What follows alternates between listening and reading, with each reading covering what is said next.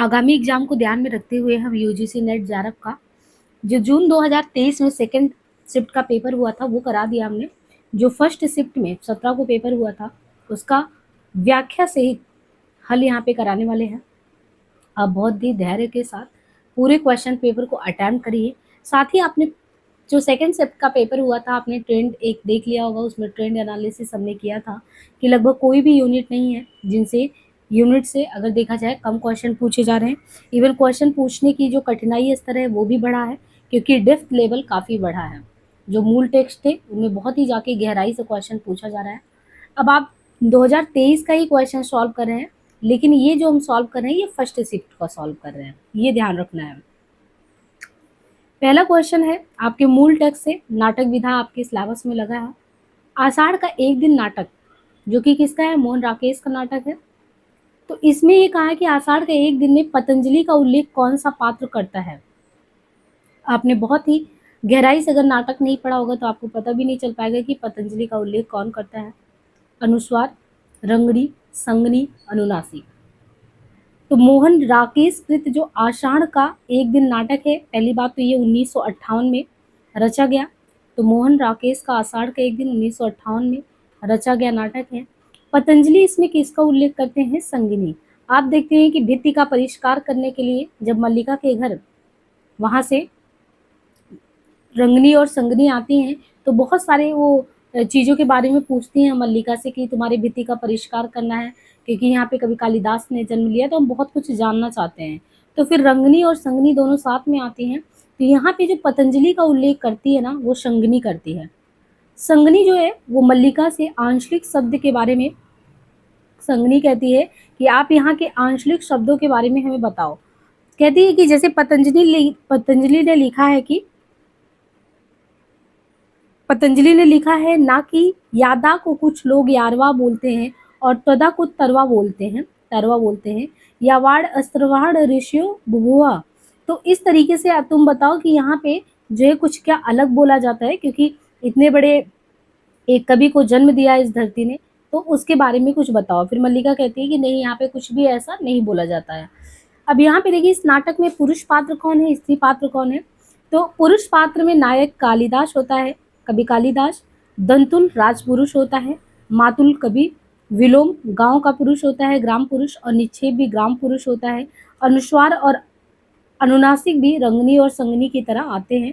ये दोनों अधिकारी होते हैं, अनुस्वार और अनुनासिक। और स्त्रियों में जो है रंगनी और संगनी नागरी होती है जो उधर से आई होती है। प्रियंगु मंजरी जो कि राजकन्या है वो किसकी है, कवि कालिदास की पत्नी होती है। अंबिका ग्राम की एक वृद्धा है और जो मल्लिका है, मल्लिका इसकी पुत्री है अंबिका की। तो ये कुल मिला के इतने पुरुष पात्र और स्त्री पात्र हैं। इसमें और भी हैं लेकिन ये जो थोड़े इंपॉर्टेंट है उनके दिए हैं। अब यहाँ पे देखिए दूसरा दिया है देश का धन, गुलामगिरी, स्त्री पुरुष तुलना, गीता रहस्य। इसमें आपको मिलाना है कि ये पुस्तक किसके हैं। इसमें जैसे गीता रहस्य वगैरह का जो नाम दिया है गुलामगिरी का, तो आपने देखा होगा कि एक जो है हमारे एक यूनिट करके यूनिट, चौथा यूनिट जो है उसमें जो आप देखते हैं कि मार्क्सवाद हो गया या जो दार्शनिक हो गए महात्मा गांधी, अम्बेडकर जी, इन सब के बारे में वैचारिक रूप से दिया है कि आपको उसको पढ़ना। तो वहाँ से ये कुछ किताबों के नाम आपसे पूछ लिए गए हैं कि ये किताब किसके है, गुलामगिरी किसका है, गीता रहस्य किसका है, स्त्री पुरुष तुलना किसका है ना। तो यहाँ से पुस्तकों का नाम पूछ लिया गया है। तो आप देखिए क्वेश्चन एकदम सपाट कहीं से नहीं पूछा जा रहा है, बहुत ही डाइवर्सिफाइड नेचर का क्वेश्चन है। देश का धन जो है ये देश का धन राधा मोहन गोकुल का है। देश का धन राधा मोहन गोकुल। गुलामगिरी किसका है, तो ज्योतिराव गोविंद राव फूले का है। स्त्री पुरुष तुलना किसने किया है, तो ताराबाई शिंदे ने स्त्री पुरुष तुलना लिखा है। और गीता रहस्य किसका है, तिलक जी का है। क्वेश्चन है कि अजी हजरत यही चोरी कराते हैं, शहर के जितने चोर डाकू हैं सब इनसे मिले रहते हैं। रात को ये लोग चोरों से कहते हैं चोरी करो और आप दूसरे मोहल्ले में जाकर जागते रहो, पुकारते रहो। तो ये जो बात की गई है ये संवाद ईदगाह कहानी की किस पात्र का है। आप देखते हैं कि ईदगाह में सारे बच्चे घूमने जाते हैं। तो मोहसिन अपने मामा के बारे में बताते हैं कि मोहसिन अपने मामा के बारे में बताता है कि मेरे मामा कैसे लाखों वारे न्यारे करते हैं। तो कहता है अजी हजरत यही चोरी कराते हैं, शहर के जितने चोर डाकू हैं सब इनसे मिले होते हैं। रात को ये लोग चोरों से कहते हैं चोरी करो और आप दूसरे मोहल्ले में जाकर जागते रहो, पुकारते हैं। ये संवाद मुंशी प्रेमचंद की जो कहानी है ईदगाह, ईदगाह में जो मोहसिन है वो कहता है, ईदगाह कहानी जो कि हामिद नाम के एक 4 साल के अनाथ बालक की कहानी है जो प्रेमचंद द्वारा, तो यहाँ पे दिया है 4 साल का, हामिद का जो उम्र दिया है 4 साल दिया है, कि जो प्रेमचंद द्वारा रचित कहानी है और ईदगाह का प्रकाशन वर्ष 1933 है। इसमें हामिद, अमीना, महमूद, मोहसिन, नूरे, सम्मी ये सभी पात्र हैं। और इनके अलावा देखिए प्रेमचंद की प्रमुख कहानियों में दिया है कि और प्रेमचंद जी की प्रमुख कहानी कौन कौन सी है। तो प्रेमचंद की प्रमुख कहानियों में नमक का दरोगा 1913 ईस्वी, ईश्वरी नाय 1917 ईस्वी, बूढ़ी काकी 1920, शवा शेर गेहूं 1924, शतरंज के खिलाड़ी 24, दो सखियां 1928, अलग्योजा 1929, पूस की रात 1930, सदगति 1930, दो बैलों की कथा 1931, ठाकुर का कुआं 1932, बड़े भाई साहब 1934, कफन 1936।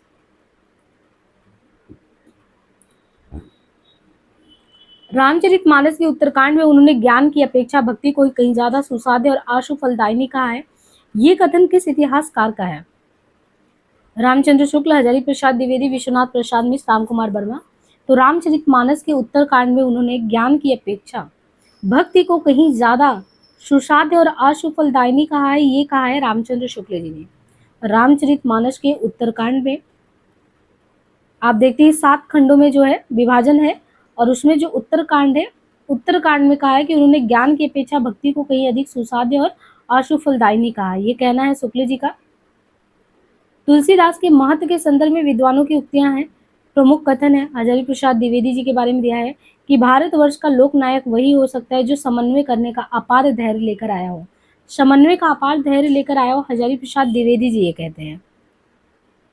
दूसरा, बुद्ध देव के बाद अगर सबसे बड़ा लोकनायक है तो कौन है? तुलसी ही है। तो ये ग्रियर्सन ने कहा है। तो समन्वय करने के लिए हजारी प्रसाद द्विवेदी जी ने कहा है। बुद्ध देव के बाद अगर सबसे बड़ा लोकनायक आया तो ग्रियर्सन ने कहा। कलिकाल का वाल्मीकि तुलसी को किसने कहा है? नाभादास ने इनको कलिकाल का वाल्मीकि कहा है। जातीय कवि किसने कहा है? तो रामविलास शर्मा ने तुलसीदास को जातीय कवि कहा है। इनके अलावा आचार्य हजारी प्रसाद द्विवेदी ने लिखा है तुलसी का संपूर्ण काव्य ही जो है वो समन्वय की विराट चेष्टा है। तो यहाँ पे आपको समन्वय से पकड़ना है। यहाँ पे लोकनायक वही हो सकता है जो समन्वय करने का अपार धैर्य हो, समन्वय की विराट चेष्टा। तुलसी के संपूर्ण काव्य के संबंध में हजारी प्रसाद द्विवेदी जी का मत है। बाकी रामचरित के संबंध में शुक्ल जी का कहना है कि वही कि भक्ति को कहीं अधिक सुसाध्य और आशु फलदायिनी कहा है इन्होंने। अंधेरे में कविता, आपका यूनिट जो 5 है उसमें कविता विधा लगाया, और उसमें जो है अंधेरे में कविता जो है आपके जो सिलेबस में वो लगा हुआ है। अब मुक्तिबोध का अगर देखें अंधेरे में कविता, तो अंधेरे में कविता में पागल द्वारा गाए गए गाने की पंक्तियां कौन सी है?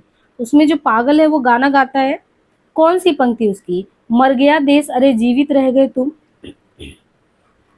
और इसके अलावा जनमन करुणा सी माँ को हकाल दिया, स्वार्थों के पहाड़ खड़े कर दिए, विवेक को मार डाला, तर्क की जबान बंद कर दी, अब तक क्या किया, जीवन क्या जिया। तो इसमें आप देखेंगे कि ये तो आपको पता हो जाएगा कि अब तक क्या किया, जीवन क्या जिया। अब सोचना है कि और कौन सी काव्य पंक्तियां हो सकती हैं। तो मुक्तिबोध द्वारा जो रचित अंधेरे में कविता है, इनका ब्रह्म राक्षस भी पाठ्यक्रम में है, बहुत इंपॉर्टेंट कविता है।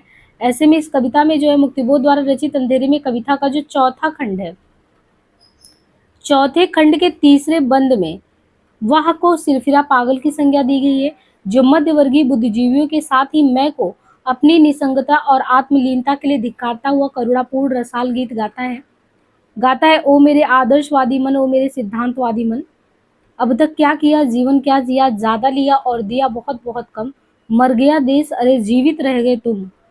यही है ना, ओ मेरे आदर्शवादी मन, ओ मेरे सिद्धांतवादी मन, अब तक क्या किया, जीवन क्या जिया, ज्यादा लिया और दिया बहुत बहुत कम, मर गया देश अरे जीवित रह गए तुम, जनमन करुणा सीमा को हकाल दिया। अतः दिए गए विकल्प में देखें तो अंधेरे में जो कविता है, मुक्तिबोध ने ये आशंका के दीप शीर्षक से 1957 ईस्वी में लिखना शुरू किया। 1957 में अंधेरे में कविता आशंका के दीप से नाम से इन्होंने लिखना शुरू किया, और 1962 ईस्वी में ये कल्पना पत्रिका में इसी शीर्षक से प्रकाशित हुआ था। तो 57 से लिखने की यात्रा शुरू हुई और 1962 में जाके कल्पना जो पत्रिका है, कल्पना पत्रिका में इसी शीर्षक से प्रकाशित हुआ। बाद में 1964 ईस्वी में इनके काव्य संग्रह चांद का मुंह टेढ़ा में प्रकाशित हुआ। तो आपको ये ध्यान रखना है कि मुक्तिबोध का जो आशंका के दीप शीर्षक से 1957 में शुरू हुआ था और 1962 में कल्पना पत्रिका में इसी शीर्षक से प्रकाश हुआ। बाद में 1964 में काव्य संग्रह चांद का मुंह टेढ़ा में प्रकाशित हुआ। अब यहाँ पे है कृपी, किन्नी, जमुना बहन, कल्याणी और सामने दिया है नाटकों के नाम, कौन से पात्र किसमें है। तो पात्र रचना साथ ही साथ रचनाकार प्रकाशन वर्ष में देखें तो जो कृपी पात्र है, एक और द्रोणाचार्य जो नाटक है, एक और द्रोणाचार्य में जो कि शंकर शेष के द्वारा रचित नाटक है, ये 1977 में आया प्रकाशन में। तो कृपी, एक और द्रोणाचार्य, शंकर शेष द्वारा रचित नाटक 1977 में। किन्नी जो है ये आधे अधूरे मोहन राकेश का है 1969 में। जमुना बहन जो है ये महाभोज नाटक में जमुना बहन का उल्लेख है, मनु भंडारी जी का है महाभोज 1982 में। और जो कल्याणी है, कल्याणी चंद्रगुप्त नाटक में है जयशंकर प्रसाद का 1931 में। तो यहाँ पे नाटक जो है एक और द्रोणाचार्य 1977 में, आधे अधूरे 1969 में, महाभोज 1982 में, चंद्रगुप्त 1931 में। रामचंद्र शुक्ल के अनुसार जो है रीति ग्रंथकार कवि कौन है। अब यहाँ पे देखिए आपका जो हमने रामचंद्र शुक्ल सीरीज कराया वो कितना इंपॉर्टेंट है। रामचंद्र शुक्ल सीरीज में अब जब जाते हैं रीतिकाल के बारे में पढ़ने तो 3 प्रकरण में जो है शुक्ल जी ने डिवाइड करके पूरा आपके सामने रीतिकाल को रखा है। उसमें आपने देखा है कि सबसे पहले इन्होंने जो है सामान्य परिचय दे देते हैं, फिर फुटकल रचनाओं को दे देते हैं, फिर रीति ग्रंथकार कवि को रख देते हैं। अब आपको इसमें से ध्यान से ये देखना है कि इन्होंने कहा रीति ग्रंथकार कवि के तहत किसका उल्लेख है। अगर आपने सपाटी प्रकरण 2 और 3 मिक्स करके पढ़ दिया तो आप जान ही नहीं पाएंगे किस कवि का उल्लेख था किसका नहीं था, क्योंकि आप देखिए ना करीबन 57 से 58 जो है हमने प्रकरण 2 अभी कराया है कंप्लीट, तो प्रकरण 2 में ही आप देखिए लगभग 58 कवियों का उल्लेख किया है। इसके बाद अभी प्रकरण 3 में आप देखेंगे तो और भी कवियों का उल्लेख किया गया है। और इसमें इन्होंने सीधे ये पूछ लिया कि आपको ये बताना है कि रीति ग्रंथकार कवि कौन कौन से हैं। कुलपति मिश्र, बक्सी हंसराज, ग्वाल कवि, बेनी बंदीजन, गुमान मिश्र। इसलिए आप शुक्ल सीरीज को टाइम निकाल के जरूर बहुत अच्छे से कर लीजिएगा, बहुत क्वेश्चन शुक्ल जी की किताब से आता है। देखिए आचार्य शुक्ल के अनुसार कुलपति मिश्र हैं, बेनी बंदीजन है, ग्वाल कवि है। कुलपति हैं, बेनी बंदीजन है, ग्वाल कवि, रीति ग्रंथकार कवि हैं, जबकि जो बक्सी हंसराज हैं, गुमान मिश्र हैं। रीतिकाल के अन्य कवि यानी प्रकरण जो 3 है, प्रकरण 3 उसमें बक्सी हंसराज और गुमान मिश्र का उल्लेख किया गया है, लेकिन कुलपति हैं, बेनी है, ग्वाल कवि हैं, इनको रीति ग्रंथकार कवि के तहत रखा गया है, अन्य कवियों में नहीं। और रीति ग्रंथ काव्य में जो कुलपति मिश्र है इनका है रस रहस्य, इंपॉर्टेंट है इनका कुलपति जी का रस रहस्य। इसके अलावा द्रोड़ पर, युक्त तरंगड़ी, नखसिक, संग्राम सार। जो बेनी बंदीजन है, बेनी बंदीजन का है टिकत राय प्रकाश, रस विलास, भड़वा संग्रह। तो कुलपति मिश्र का हो गया रस रहस्य, द्रोड़ पर, युक्त तरंगड़ी, और बेनी बंदीजन का टिकट राय प्रकाश, रस विलास, भड़वा संग्रह। और ग्वाल कवि का दिया है, ग्वाल कवि का कौन कौन सा है, तो इनका है यमुना लहरी, ग्वाल कवि का यमुना लहरी, रसिकानंद, रसरंग, कृष्णजू को नखसिक। ग्वाल कवि का यमुना लहरी कई बार पूछा गया है, यमुना लहरी, रसिकानंद, रसरंग, कृष्णजू को नखसिक, दूषण दर्पण, हमीर हट, गोपी पचीसी, राधा माधव मिलन, राधा अष्टक, कवि हृदय विनोद, भक्त भावन आदि। और जो बक्सी हंसराज इनको अन्य में रखा है, बक्सी हंसराज का है स्नेह सागर, विरह विलास, बारामाशा आदि। गुमान मिश्र का है नैषध काव्य, कृष्ण चंद्रिका और छंटादवी आदि। इनका जीवन बर्फ की पवित्रता से पूर्ण और वन की सुगंध से सुगंधित है। ये किसके बारे में कहा गया कि इनका जीवन बर्फ की पवित्रता से पूर्ण और वन की सुगंध से सुगंधित है। ये कहना है भेड़ चराने वालों के बारे में। तो यहाँ पे आप देखेंगे कि जो मजदूरी और प्रेम और मजदूर का मजदूरी करके पूरा आचरण की सभ्यता जो है उसमें कहा गया ना कि इनका जीवन बर्फ की पवित्रता से पूर्ण और वन की सुगंध से सुगंधित। ये कहना सरदार पूर्ण सिंह कृत मजदूरी और प्रेम निबंध में, यानी हमारे जो पाठ्यक्रम में मजदूरी और प्रेम निबंध है उसमें भेड़ चराने वालों के बारे में कहा है, जबकि जिल्द साज, बाग का माली तथा हल चलाने वाले इस निबंध के और भी पात्र हैं। तो इनके बारे में किसने कहा है? सरदार पूर्ण सिंह ने। मजदूरी और प्रेम निबंध में कहा है कि इनका जीवन बर्फ की पवित्रता से पूर्ण वन सुगंध से सुगंधित है, और जबकि जिल्द साज बाग कमाली हल चलाने वाले इस निबंध के अन्य पात्र हैं। निम्नांकित नाटकों को उनके प्रथम प्रकाशन वर्ष के अनुसार पहले से बाद के क्रम में यहाँ पे लगाना है। नाटक के रचनाकार हैं और प्रकाशन वर्ष क्रम से देखें तो भारत सौभाग्य जो है रचनाकार है अंबिका दत्त व्यास। भारत सौभाग्य 1887, राजसी जयशंकर प्रसाद का 1915 में, पहला राजा जगदीश चंद्र माथुर का 1969 में, चरण दास चोर हबीब तनवीर का है 1975, बटोही ऋषिकेश सुलभ का है 2007। तो भारत सौभाग्य अंबिका दत्त व्यास का 1887, राजसी 1915, पहला राजा माथुर का 1969, चरण दास चोर 75, बटोही 2007 में ऋषिकेश सुलभ का। दिल्ली दरबार निबंध के अनुसार किलात खां को सब मिलाकर कितनी कीमत की वस्तुएं तोहफे में मिली थी?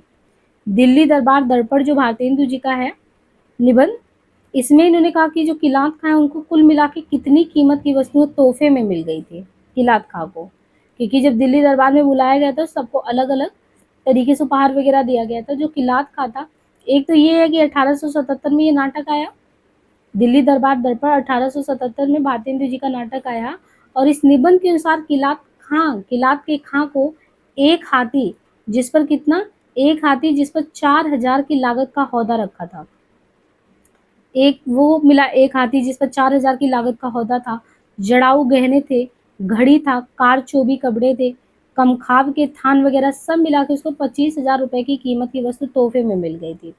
और भारतेंदु के प्रमुख निबंध में कौन कौन से हैं? काश्मीर कुसुम, कालचक्र, बादशाह दरबार, लेवी प्राण लेवी, तदीय सर्वस्व, भ्रूण हत्या, काशी काशी मणिकर्णिका, भारतवर्ष की उन्नति कैसे हो सकती है। पाश्चात्य काव्य चिंतकों को उनके जन्म वर्ष के अनुसार पहले से बाद के क्रम में लगाना है, किसका पहले जन्म हुआ किसके बाद में हुआ।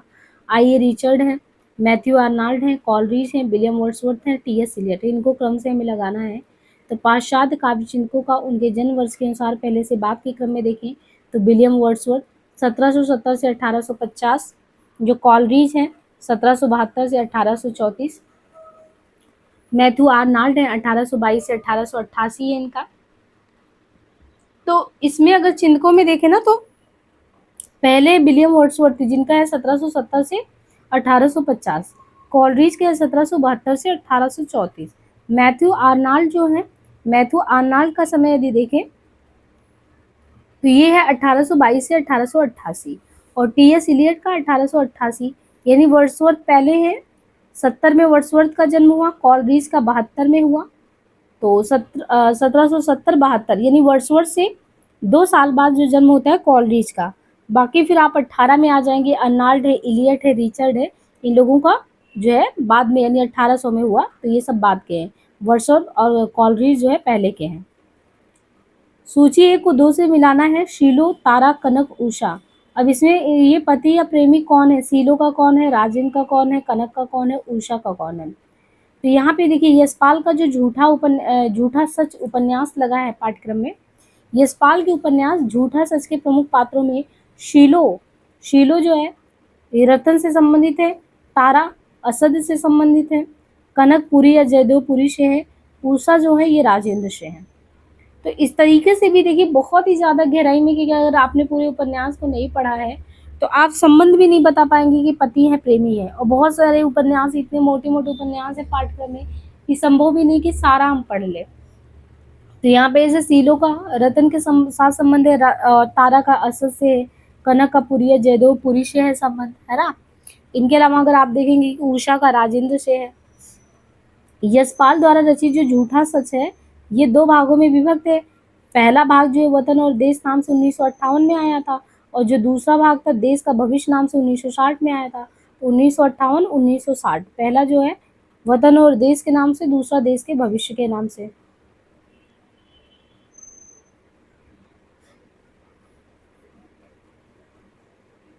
मैला आंचल उपन्यास आपने पाठ्यक्रम में लगा है और हमने चैनल पे बहुत अच्छे से कराया भी है।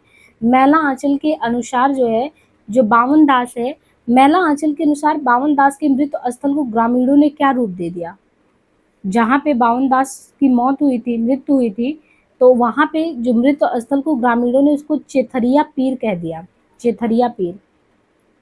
तो फणीश्वर नाथ रेणु का प्रतिनिधि उपन्यास मैला आंचल, मैला आंचल आया 1954 ईस्वी में, और मैला आंचल उपन्यास के 1954 के अनुसार ये बावन दास के मृत स्थल को ग्रामीणों ने चेथरिया पीर का नाम दे दिया। ये हिंदी का श्रेष्ठ तथा सशक्त आंचलिक उपन्यास है। मैला आंचल के मुख्य पात्र में डॉक्टर प्रशांत है, लक्ष्मीदासी है, डॉक्टर प्रशांत लक्ष्मीदासी है, बावन दास है, बलदेव है, तहसीलदार विश्वनाथ है, कमली है, ममता है। सूची 1 को 2 से मिलाना है। आय और ऋतुओं का संबंध, माता मातृभूमि और जन्मभूमि प्रेम, कल्याण का रूप, नई पीढ़ी के प्रति पुरानी पीढ़ी की चिंता। अब यहाँ हम क्रम से अगर निबंध और विषय वस्तु को मिलाएं तो आय और ऋतुओं का संबंध कौन से निबंधकार से संबंधित है? तो आय और ऋतुओं का संबंध जो उत्तरा फाल्गुनी के आसपास है कुबेरनाथ राय जी का। उत्तरा फाल्गुनी के आसपास जो कुबेरनाथ राय का निबंध है, आय और ऋतुओं का संबंध विषय वस्तु उसका है। उठ जाग मुसाफिर विवेकी राय का है, उठ जाग मुसाफिर। इसमें माता मातृभूमि और जन्मभूमि का संबंध है। प्रताप नारायण मिश्र का है शिवमूर्ति निबंध, शिवमूर्ति में कल्याण के रूप के बारे में चर्चा हुई है। विद्यानिवास का मेरा राम का मुकुट भीग रहा है, नई पीढ़ी के प्रति पुरानी पीढ़ी का चिंता उसको दिखाया गया है। शरद के संबंध में ये कथन है कि शरद बचपन में डरपोक स्वभाव के थे, गृहस्थी से शरद का कभी लगाव नहीं रहा। शरद बाबू की रचनाओं पर बिरजू बहू और विजया नाटक का रूपांतरण हुआ। अपने भाई की समाधि शरद के घर के पास नदी के तट पर बनवाई गई थी। शरद ने कोई वसीयतनामा नहीं लिखा था।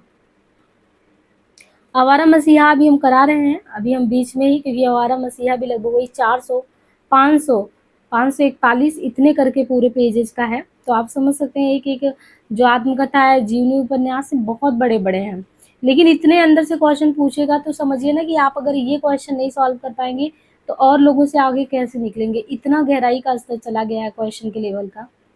तो अगर आपने पूरा नहीं पढ़ा तो श्योर है कि वो मैं भी कहूँगी कि हाँ अपने से ही, कि अगर हमने नहीं पढ़ा तो वो करना पॉसिबल नहीं हो पाता। अब इसमें इतने अच्छे से आपसे पूछा कि क्या शरद के पूरे आवारा मसीहा को आपने ढंग से पढ़ा। विष्णु प्रभाकर का जो आवारा मसीहा 1974 में प्रसिद्ध बांग्ला लेखक है शरद चंद्र चट्टोपाध्याय, इन्हीं की जीवनी पे है। उन्हीं के संबंध में है कि गृहस्थी से शरद का कभी लगाव रहा नहीं। उनकी रचनाओं पर बिरजू बहू और विजया नाटक का रूपांतरण हुआ, और उनके भाई की समाधि जो है शरद ने घर के पास नदी के तट पर ही बनवाई थी।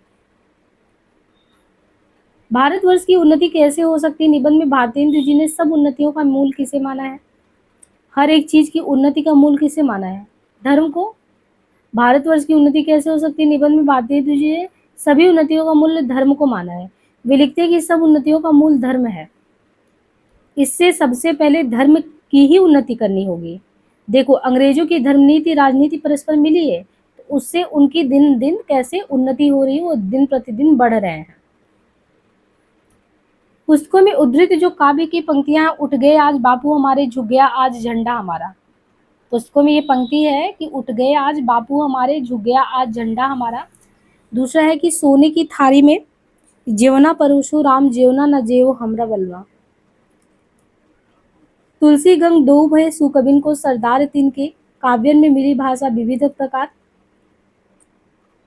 जीवन मंथन से निकला विष, वह जो तुमने पान किया, और अमृत हो बाहर आया उसे जगत को दान दिया। अब ये आवारा मसीहा संस्कृति के 4 अध्याय, क्या भूलूं क्या याद करूं मुर्दैया, ये चारों ही पाठ्यक्रम में लगे हैं। चैनल पे हमने काफ़ी कुछ करा दिया है। अब जैसे क्या भूलूं क्या याद करूं, ये पूरा कंप्लीट हो गया है। तो उठ गए आज बापू हमारे, झुक गया आज झंडा हमारा। ये बच्चन जी की पंक्तियां हैं, हरिवंश राय बच्चन जी की पंक्तियां हैं कि उठ गए आज बापू हमारे, झुक गया आज झंडा हमारा। दूसरा है कि सोने की थाली में जेवना परोसो, तो रामा जेवना न जेवे हमरा बलमा। ये मुर्दैया जो है पाठ्यक्रम में लगा है, मुर्दैया डॉक्टर तुलसीराम का है। और ये संस्कृति के 4 अध्याय में रामधारी सिंह दिनकर के द्वारा तुलसी गंग दो भय, तुलसी गंग दो भय सुकबिन को सरदार तिनके काव्य में मिली भाषा विविध प्रकार। आवारा मसीहा विष्णु प्रभाकर का है। देखिए आवारा मसीहा से 2 क्वेश्चन यहीं पे हो गया। जीवन मंथन से निकला विष, वह जो तुमने पान किया है, और अमृत हो बाहर आया उसे जगत को दान दिया है। परीक्षा गुरु उपन्यास के विविध प्रकरणों के शीर्षक है उनको क्रम से लगाना है। पूरे परीक्षा गुरु उपन्यास में आप देखेंगे तो शीर्षक में ये बटा हुआ है। और कुल प्रकरण अगर देखें तो 41 प्रकरण है। परीक्षा गुरु 1882 में आया था। और प्रकरण के बारे में बताया कि आपको प्रकरण सही से क्रम से लगाना है। अब यहाँ पे देखिए पूरे प्रकरण अच्छे से दे दिए गए हैं, आपको प्रकरण अच्छे से देखना है कौन कौन सा प्रकरण है।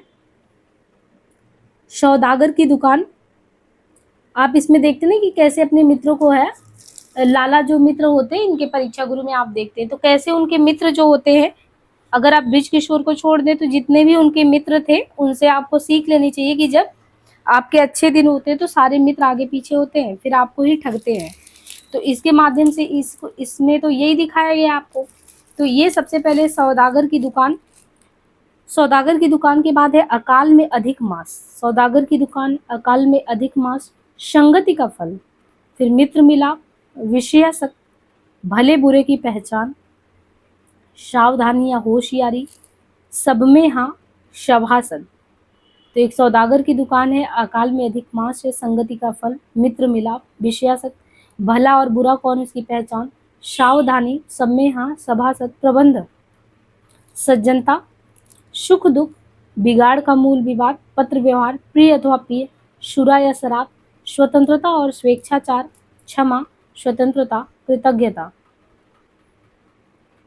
पतिव्रता, पतिव्रता के अलावा संशय, प्रामाणिकता, हाथ से पैदा करने वाले और पोतड़ों के अमीर, साहसी पुरुष, दिवाला, लोक चर्चा यानी अफवाह, फूट का काला मुंह, बातचीत, नैराश्य यानी नाउम्मीदी, चालाक की चूक, अदालत, मित्र की परीक्षा, हीन प्रभाव, बदरोगी, अस्तुति नंदा का भेद, धोखे की टही, विपत्ति में धैर्य, सच्ची प्रीति, प्रेत भय, सुधारने की रीत, सुख की परमावधि। तो कुल 41 प्रकरण में जो है परीक्षा गुरु उपन्यास को बांटा गया है। संस्कृति के 4 अध्याय जो कि दिनकर जी की रचना है, ये सब देखिए यूनिट 10 से क्वेश्चन अच्छे खासे आते हैं। ये सब यूनिट 10 से ही है क्वेश्चन, जिसमें गत की विविध विधाओं में आत्मकथा, जीवनी सभी लगा हुआ है। संस्कृति के 4 अध्याय में तिलक के बारे में कहते हैं कि कौन सी बातें कही गई हैं। गीता रहस्य में तिलक जी ने सुस्पष्ट घोषणा की है कि गीता का उद्देश्य निवृत्ति नहीं प्रवृत्ति का प्रतिपादन है। कहते गीता रहस्य में तिलक जी ने यह स्पष्ट घोषणा की है कि जो गीता का उद्देश्य है वो निवृत्ति नहीं है, प्रवृत्ति का प्रतिपादन किया है उन्होंने। दूसरा ये है कि कर्मठ गृहस्थ को योगी, सन्यासी और भक्त के समकक्ष नहीं माना जा सकता। तिलक के उपदेश तत्कालीन समय में वीरता, निर्भीकता और सच्चाई के सबसे बड़े उपदेश थे। गीता का मार्ग संन्यास का मार्ग है, संसार त्याग और कर्म न्यास का मार्ग है। तिलक जी ने बताया कि योग का अर्थ गीता में कर्म है। तो इससे ये पता चला कि आपने संस्कृति के 4 उपाध्याय नहीं पढ़ा है तो भी दिनकर जी का तिलक के बारे में यहाँ पे काफ़ी मान्यता दिया गया है। और ये क्वेश्चन तभी सॉल्व होगा जब संस्कृति के 4 अध्याय पढ़ा गया हो। तो दिनकर जो है संस्कृति के 4 अध्याय 1956 की बात है। तो कहते हैं कि 4 अध्याय 1956 के लिए 1959 में साहित्य अकादमी पुरस्कार दिया गया इनको। संस्कृति के 4 अध्याय 1956 के लिए 1959 में साहित्य अकादमी पुरस्कार दिया गया। संस्कृति के 4 अध्याय में तिलक के बारे में क्या कहा गया है। गीता रहस्य में तिलक जी ने सुस्पष्ट घोषणा की कि गीता का उद्देश्य जो है निवृत्ति नहीं प्रवृत्ति का प्रतिपादन है। निवृत्ति नहीं बल्कि प्रवृत्ति का प्रतिपादन है। तिलक के उपदेश तत्कालीन समय में वीरता, निर्भीकता और सच्चाई के सबसे बड़े उपदेश थे। तो पहला तो ये हो गया कि गीता रहस्य में तिलक जी ने क्या घोषणा की है कि गीता का उद्देश्य जो है ये निवृत्ति नहीं प्रवृत्ति का प्रतिपादन है। तिलक के उपदेश तत्कालीन समय में वीरता, निर्भीकता और सच्चाई के सबसे बड़े उपदेश थे। तिलक जी ने ही बताया कि योग का अर्थ गीता में कर्म है। निम्नलिखित में से भारतेंदु के निबंध कौन से हैं। वैष्णवता और भारतवर्ष, देशोन्नति, लेबी प्राण लेबी, सुशिक्षकों का कर्तव्य, भारतवर्ष की उन्नति कैसे हो सकती है। तो भारतेंदु हरिश्चंद्र के निम्नलिखित निबंध में देखें तो वैष्णवता और भारतवर्ष है, लेबी प्राण लेबी है, तदीय सर्वस्व स्वर्ग में विचार सभा का अधिवेशन है, कालचक्र है, बादशाह दर्पण है, भ्रूण हत्या है, रामायण का समय है, काशी है, मणिकर्णिका है, भारतवर्ष की उन्नति कैसे हो सकती है। तो वैष्णवता भारत, लेबी प्राण लेबी, तदीय सर्वस्व स्वर्ग में विचार सभा का अधिवेशन, कालचक्र, बादशाह दर्पण, भ्रूण हत्या, रामायण का समय, काशी, मणिकर्णिका, भारतवर्ष की उन्नति कैसे हो सकती है। अब यहाँ पे आपको भाषा खंड से क्वेश्चन है कि अर्ध समृद्ध स्वर कौन सा है। समृद्ध नहीं पूछा है आपको, अर्ध समृद्ध स्वर के बारे में यहाँ पे पूछा है। तो अर्ध समृद्ध स्वर में कौन कौन सा आता है। ए ओ जो है ये अर्ध समृद्ध स्वर है। अर्ध समृद्ध स्वर के उच्चारण में मुख द्वार जो होता है वो कम खुला होता है।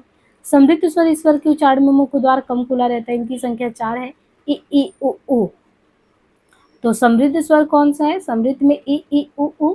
और विवृत इस स्वर के उच्चारण में मुख द्वार पूरा खुला होता है। इनकी संख्या 2 है। आ। तो यहाँ पे आपको देखना है कि कौन से किस में आते हैं। तो समृद्ध स्वर में इ उ उ ये 4 हैं। समृद्ध। इसके बाद है विवृत।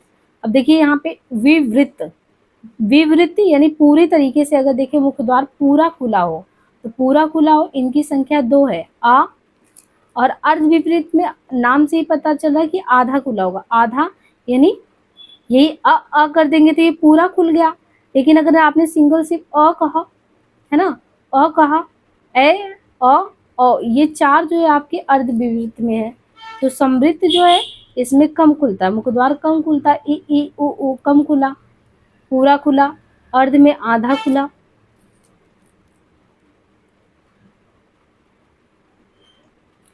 सत्य कथन देखना है कि वैदर्भी रीति में ओज गुण प्रकाशक वर्णों की अधिकता होती है। भरत के नाट्य शास्त्र में रीति के लिए प्रवृत्ति शब्द का उल्लेख है। भरत का जो नाट्य शास्त्र है उसमें रीति के लिए, नाट्य शास्त्र में क्या रीति के लिए प्रवृत्ति शब्द का उल्लेख है। वामन ने रीति के 5 प्रकार माने हैं। किसने? वामन ने रीति के कितने? 5 प्रकार माने हैं। वैदर्भी, गौड़ी, पांचाली, शौरसेनी और लाटिया। तो क्या वामन ने रीति के 5 प्रकार माने? वैदर्भी, गौड़ी, पांचाली, शौरसेनी और लाटिया। वैदर्भी रीति में क्या ओज गुण प्रकाशक वर्णों की अधिकता होती है। कुंतक ने रीति को मार्ग कहा है। किसने? कुंतक ने। भोज ने अवंतिका और मागधी नामक 2 नई वृत्तियों की उद्भावना की है। इसमें कौन सा ऑप्शन सही है? तो केवल बी, डी, ई ऑप्शन सही है। देखिए सत्य कथन में देखें तो भरत मुनि के नाट्य शास्त्र में रीति के लिए भरत मुनि के नाट्य शास्त्र में रीति के लिए प्रवृत्ति शब्द का उल्लेख हुआ है। तो रीति के लिए प्रवृत्ति सही है। कुंतक ने रीति को मार्ग कहा है, तो कुंतक ने रीति को मार्ग कहा, ये भी सही है।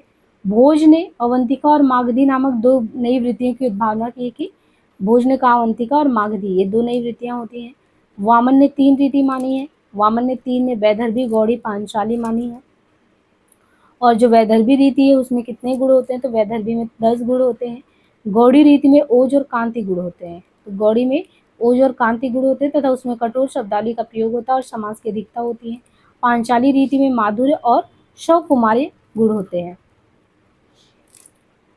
निम्नलिखित में से कथन विवेकानंद के हैं। कौन से कथन विवेकानंद जी के हैं?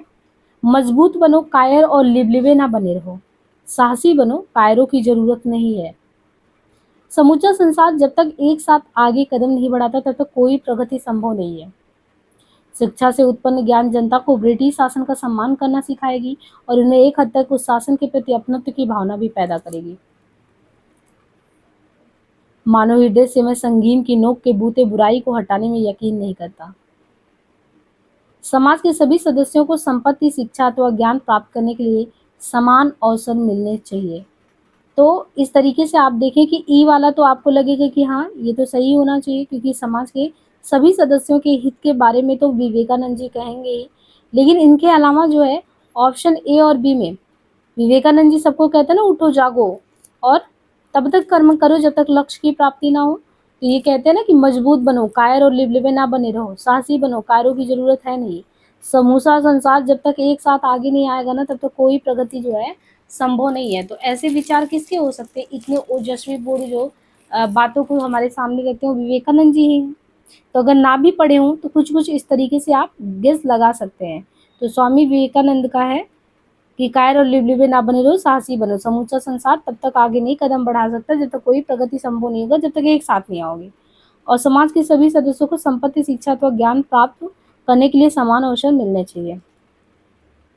सूची 1 को 2 से मिलाना है। पूछेगा जग किंतु पिता का नाम न बोल सकेंगे, न कुछ कह सकी अपनी ना उन्हीं को, पूछ मैं सकी भय से, तोड़ दो या क्षितिज मैं भी देख लूँ उस और क्या है, जी लोगों ने तो बेच दिए ईमान। अब ये कविता यूनिट 5 से दिया गया पंक्तियाँ। 5वीं यूनिट में आपकी कविताएं लगी हैं, उन्हीं से ये पंक्ति आपके सामने रखा गया है। पूछेगा जग किंतु पिता का नाम ना बोल सकेंगे।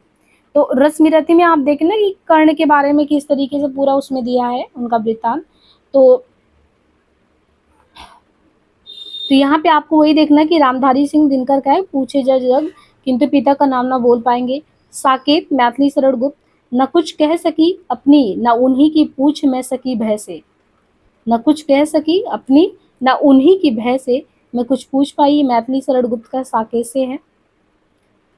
तोड़ दूं यह क्षितिज मैं भी देख लूं उस ओर क्या है। महादेवी वर्मा जी ये कहते हैं शांत गीत, बहुत ही आवरण के साथ रहस्य के साथ अपनी बातें रखती हैं।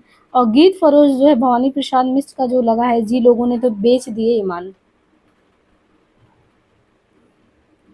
किस स्थान के लोग बड़े बड़े नखों को पसंद करते हैं? किस जगह के? आपने देखा होगा कि नाखून क्यों बढ़ते हैं, इससे बहुत क्वेश्चन आता है। अभी हम लोगों ने जो सेकंड शिफ्ट किया था उसमें भी नाखून क्यों बढ़ते हैं, इससे 2 क्वेश्चन आया था। ठीक है, इससे आप अंदाजा लगा सकते हैं कि कौन कौन से चैप्टर बहुत इंपॉर्टेंट है। अब नाखून क्यों बढ़ते हैं, जैसे मैला आंचल है, कंफर्म क्वेश्चन आता है। गोदान है, कंफर्म है। ऐसे निबंध विधा में आप देखिए ना, नखों के बारे में बहुत, मतलब कि नाखून क्यों बढ़ते वाले निबंध से जरूर पूछ लेता है। हजारी प्रसाद द्विवेदी द्वारा रचित नाखून क्यों बढ़ते हैं निबंध में ये प्रसंग आया कि गौड़ देश के लोग उन दिनों बड़े बड़े नखों को पसंद करते थे, गौड़ देश के लोग। और जो दाक्षिणात्य लोग थे वो छोटे नाखूनों को पसंद करते थे। तो ये तो तभी ना कि गौड़ देश के लोग कौन से उसके पसंद करते थे, कौन से नाखूनों को, और जो दाक्षिणात्य लोग थे वो कैसा पसंद करते थे। द्विवेदी जी के अन्य निबंध में देखें, अशोक के फूल आम फिर बौरा गए हैं, कुटज, देवदारू, वर्षा घनपति से घनश्याम तक, शिरीष के फूल आदि। तो अशोक के फूल आम फिर बौराग है, कुटज, देवदारू, वर्षा घनपति से घनश्याम तक, शिरीष के फूल आदि। सूची 1 को 2 से मिलाना है। विद्यापति सूरदास बिहारी घनानंद, विद्यापति सूरदास बिहारी घनानंद। अध्येता में दिया है कि ये जो विद्यापति पे किसने वो किया, बच्चन सिंह ने किस पे किया, इस तरीके से हमें बताना है। तो कभी हम उनसे संबंधित जो अध्येता रहे हैं, विद्यापति पे जो है शिव प्रसाद सिंह, सूरदास पे हजारी प्रसाद द्विवेदी जी ने, बिहारी पे बच्चन सिंह, घनानंद पे इमरे बंगा करके। निम्नांकित कविताओं को रचना काल की दृश्य प्रथम प्रकाशन वर्ष के आधार पर पहले से बाद के क्रम में लगाना है। कौन सा पहले आया, कौन सा बाद में आया, तो पूरी लिस्ट जो है कविता का आपके पाठ्यक्रम में लगा है। तो इससे ये है कि आपको प्रकाशन वर्ष और किसकी कविता, उनकी पंक्तियाँ, ये 3 चीज़ ध्यान रखना है यूनिट 5 से, जिसमें आपने देखा कि निम्नलिखित कविताओं को रचना काल प्रथम प्रकाशन वर्ष के आधार पर पहले से बाद के क्रम में अगर लगाना है, तो परिवर्तन जो है ये सुमित्रा नंदन पंत का है। परिवर्तन कविता पंत का है, 1924 में पंत का परिवर्तन आया। कुकुरमुत्ता जो है 1941 में आया, निराला जी का कुकुरमुत्ता जो है 1941 में आया, परिवर्तन 1924 में आया। असाध्य वीणा हीरानंद वात्स्यायन का 1961 में आया। अंधेरे में मुक्तिबोध जी का 1964 में है। मोचीराम 1972 में है। 1972 में याद हो आपको 2 चीज़ों के बारे में और भी बताया था, मानस का हंस जो उपन्यास था वो भी आया था, और धरती धरना अपना भी 1972 में आया।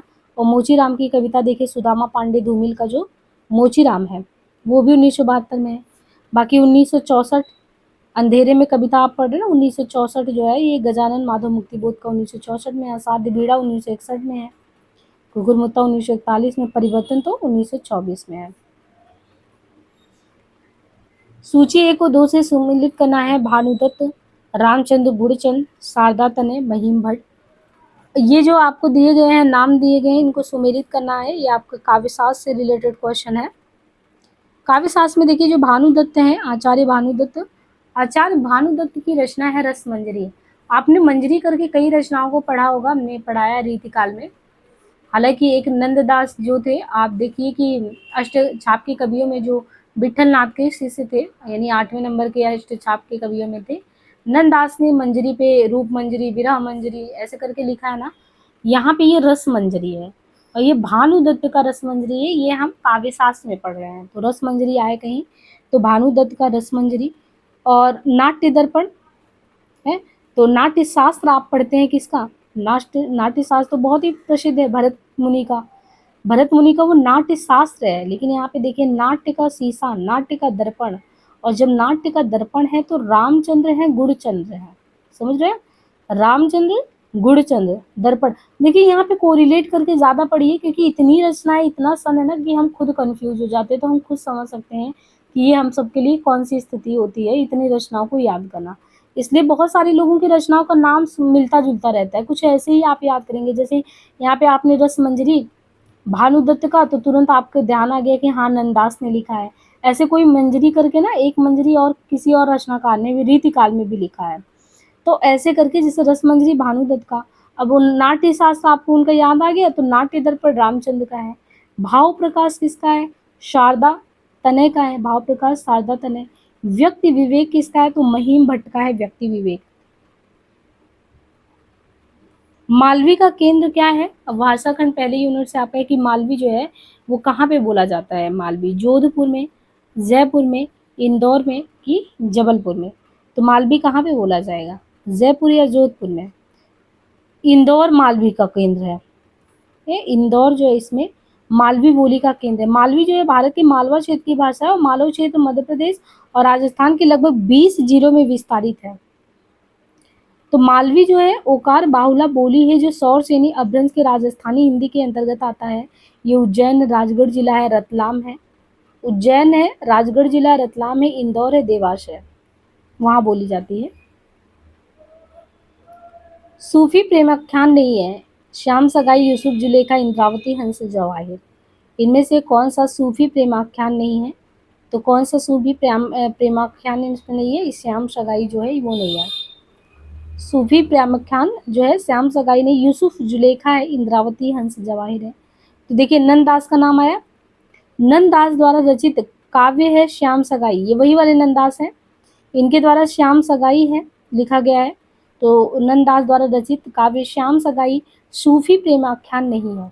श्याम सगाई जो है ये सूफी में नहीं आता, बल्कि ये भक्ति काल के सगुण भक्ति शाखा के कृष्ण काव्य के कवि हैं। और हमने आपको बता भी दिया विठल नाम के शिष्य हैं नंददास। तो श्याम सगाई उन्हीं की रचना है। जबकि जो इंद्रावती है, इंद्रावती किसका है? नूर मोहम्मद की। और यूसुफ जुलेखा किसका है? तो इंद्रावती नूर मोहम्मद का, यूसुफ जुलेखा जो है शेख निसार का है। और हंस जवाहिर किसका है? कासिम शाह का। तो ये तीनों ही रचनाएं इंद्रावती, नूर मोहम्मद, यूसुफ जुलेखा, शेख निसार, हंस जवाहिर, कासिम शाह का सूफी प्रेमाख्यानक है। सत्य कथन आपको देखना है तो भरत ने नाट्यशास्त्र के 16वें अध्याय में अलंकारों का निरूपण किया है। किसने? भरत ने जो है नाट्यशास्त्र, अभी नाट्य दर्पण हम लोगों ने देखा ना रामचंद्र गुरचंद का, यहाँ पे नाट्यशास्त्र का उल्लेख हो गया। और भरत ने नाट्यशास्त्र के कह रहे हैं कि 16वें अध्याय में, 16वां जो अध्याय उनका, उसमें अलंकारों के बारे में बताया है।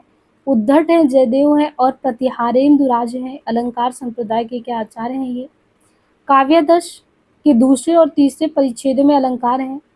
तो आपको देखिए ऐसे भी पूछ रहा है कि नाट्यशास्त्र में कितने अध्याय हैं और काव्यादर्श में कितने परिच्छेद हैं।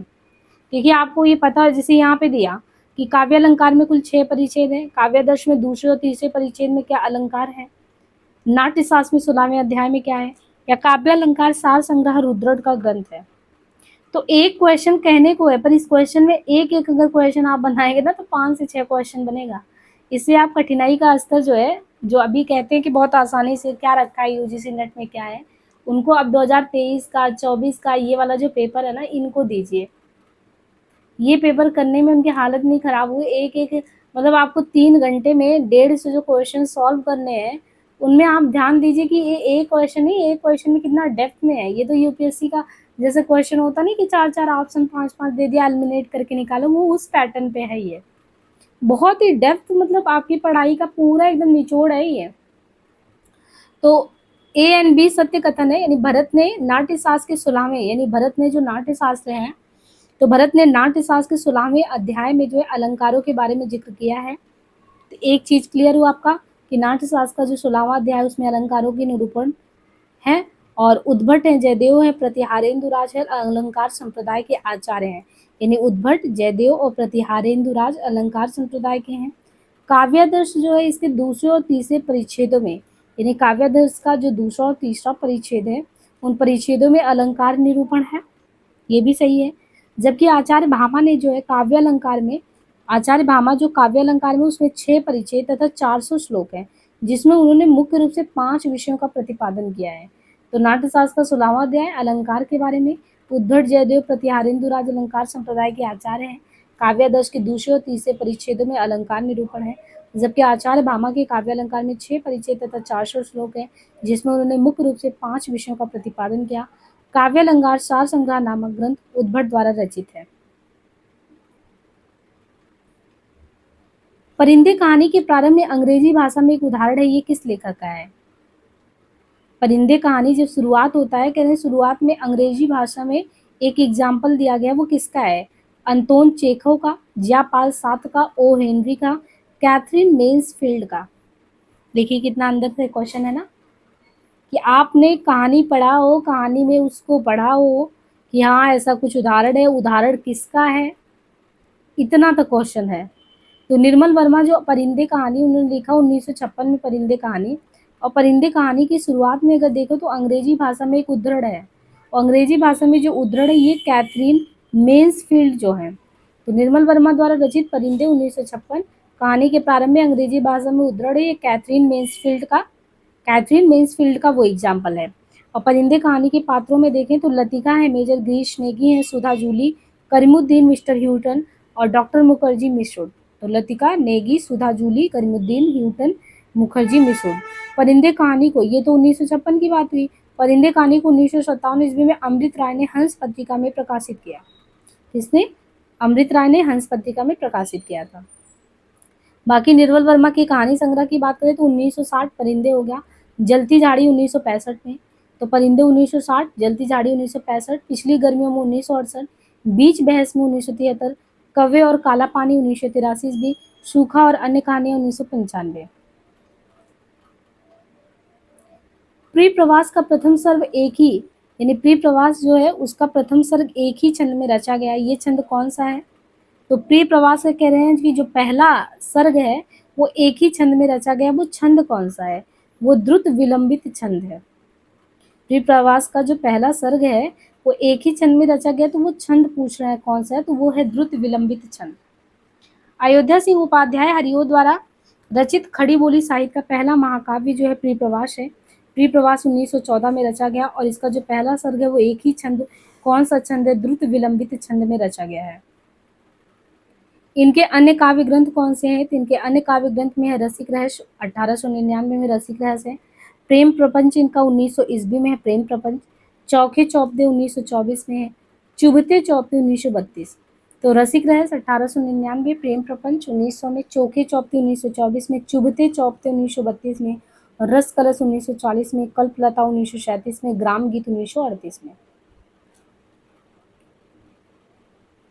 एक रूप हिंदू तुरक दूजी दशा न कोय, मन की दुविधा मान कर भय 102। यानी एक रूप हिंदू तुरक, एक रूप हिंदू तुरक का है, दूसरी दशा न कोय, मन की दुविधा मान कर भय 1 से 2। ये कविता किस कवि की है? ये कविता है, और कविता ये किस कवि की है? तो ये है बनारसी दास का। एक रूप हिंदू तुरक दूजी दशा न कोय, मन की दुविधा मान कर भय 1 से 2। ये कविता है बनारसी दास का।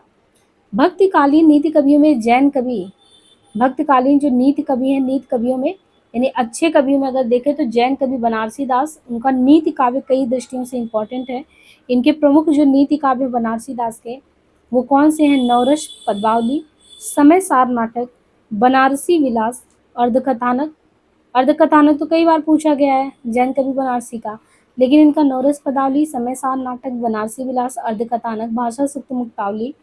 और नरोत्तम दास की प्रमुख रचनाओं में नरोत्तम का है ध्रुव चरित, विचार माला है नरोत्तम का, नाम संकीर्तन है। तो ध्रुव चरित, विचार माला, नाम संकीर्तन, सुदामा चरित। ध्रुव चरित्र भी है नरोत्तम का और संकीर्तन, सुदामा चरित, विचार माला भी है। कोसी का घटवार कहानी में लक्ष्मण के संदर्भ में आए शब्द काल चेरऊ का क्या मतलब है?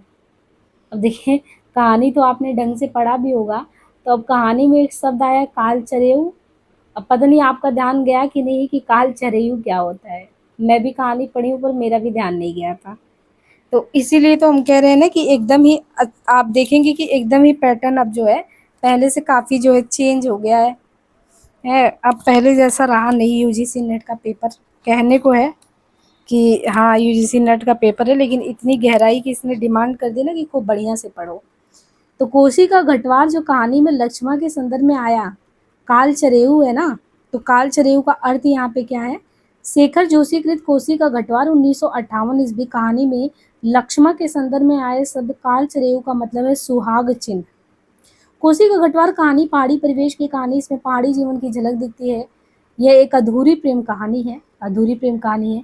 कोसी का घटवार को गुलेरी की कहानी उसने कहा था कि समकक्ष बनाया जाता है। मतलब जैसे गुलेरी चंद्र शर्मा गुलेरी का है ना, जो चंद्र शर्मा गुलेरी का आप देखते हैं फ्लैशबैक में जाके कहानी है, उसने कहा था। कहते हैं कि वही अधूरी प्रेम कहानी कोसी का घटवार भी है। ये कहानी भी फ्लैशबैक पर है, वो भी था, और आधारित आंचलिक कहानी है। घटवार का अर्थ है पंचक्की। शेखर जोशी की अन्य कहानी संग्रह में सात के लोग 1967 ईस्वी, दाजियो करके है शेखर जोशी का 1957 में दाजियो है, तो सात के लोग 1967 हो गया, दाजियो 1957 हो गया, हलवाहा 1981 हो गया, नौरंगी बीमारी 1990, ये सब भी हैं। कबीर साहित्य के अध्येता हैं। कबीर जो है साहित्य के अध्येता हैं।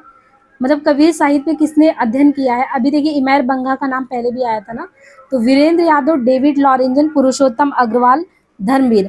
अब ये क्वेश्चन जो है किस तरीके से आया है कि अध्येता, तो ये कौन से उस पोर्शन से आया ये मुझे भी नहीं पता। तो ये देखिए दिया है पुरुषोत्तम अग्रवाल, धर्मवीर तथा डेविड, यानी पुरुषोत्तम अग्रवाल, धर्मवीर तथा डेविड लॉरेंजन। तो पुरुषोत्तम अग्रवाल हैं, धर्मवीर हैं तथा डेविड लॉरेंजन जो है ये कबीर साहित्य के अध्येता हैं।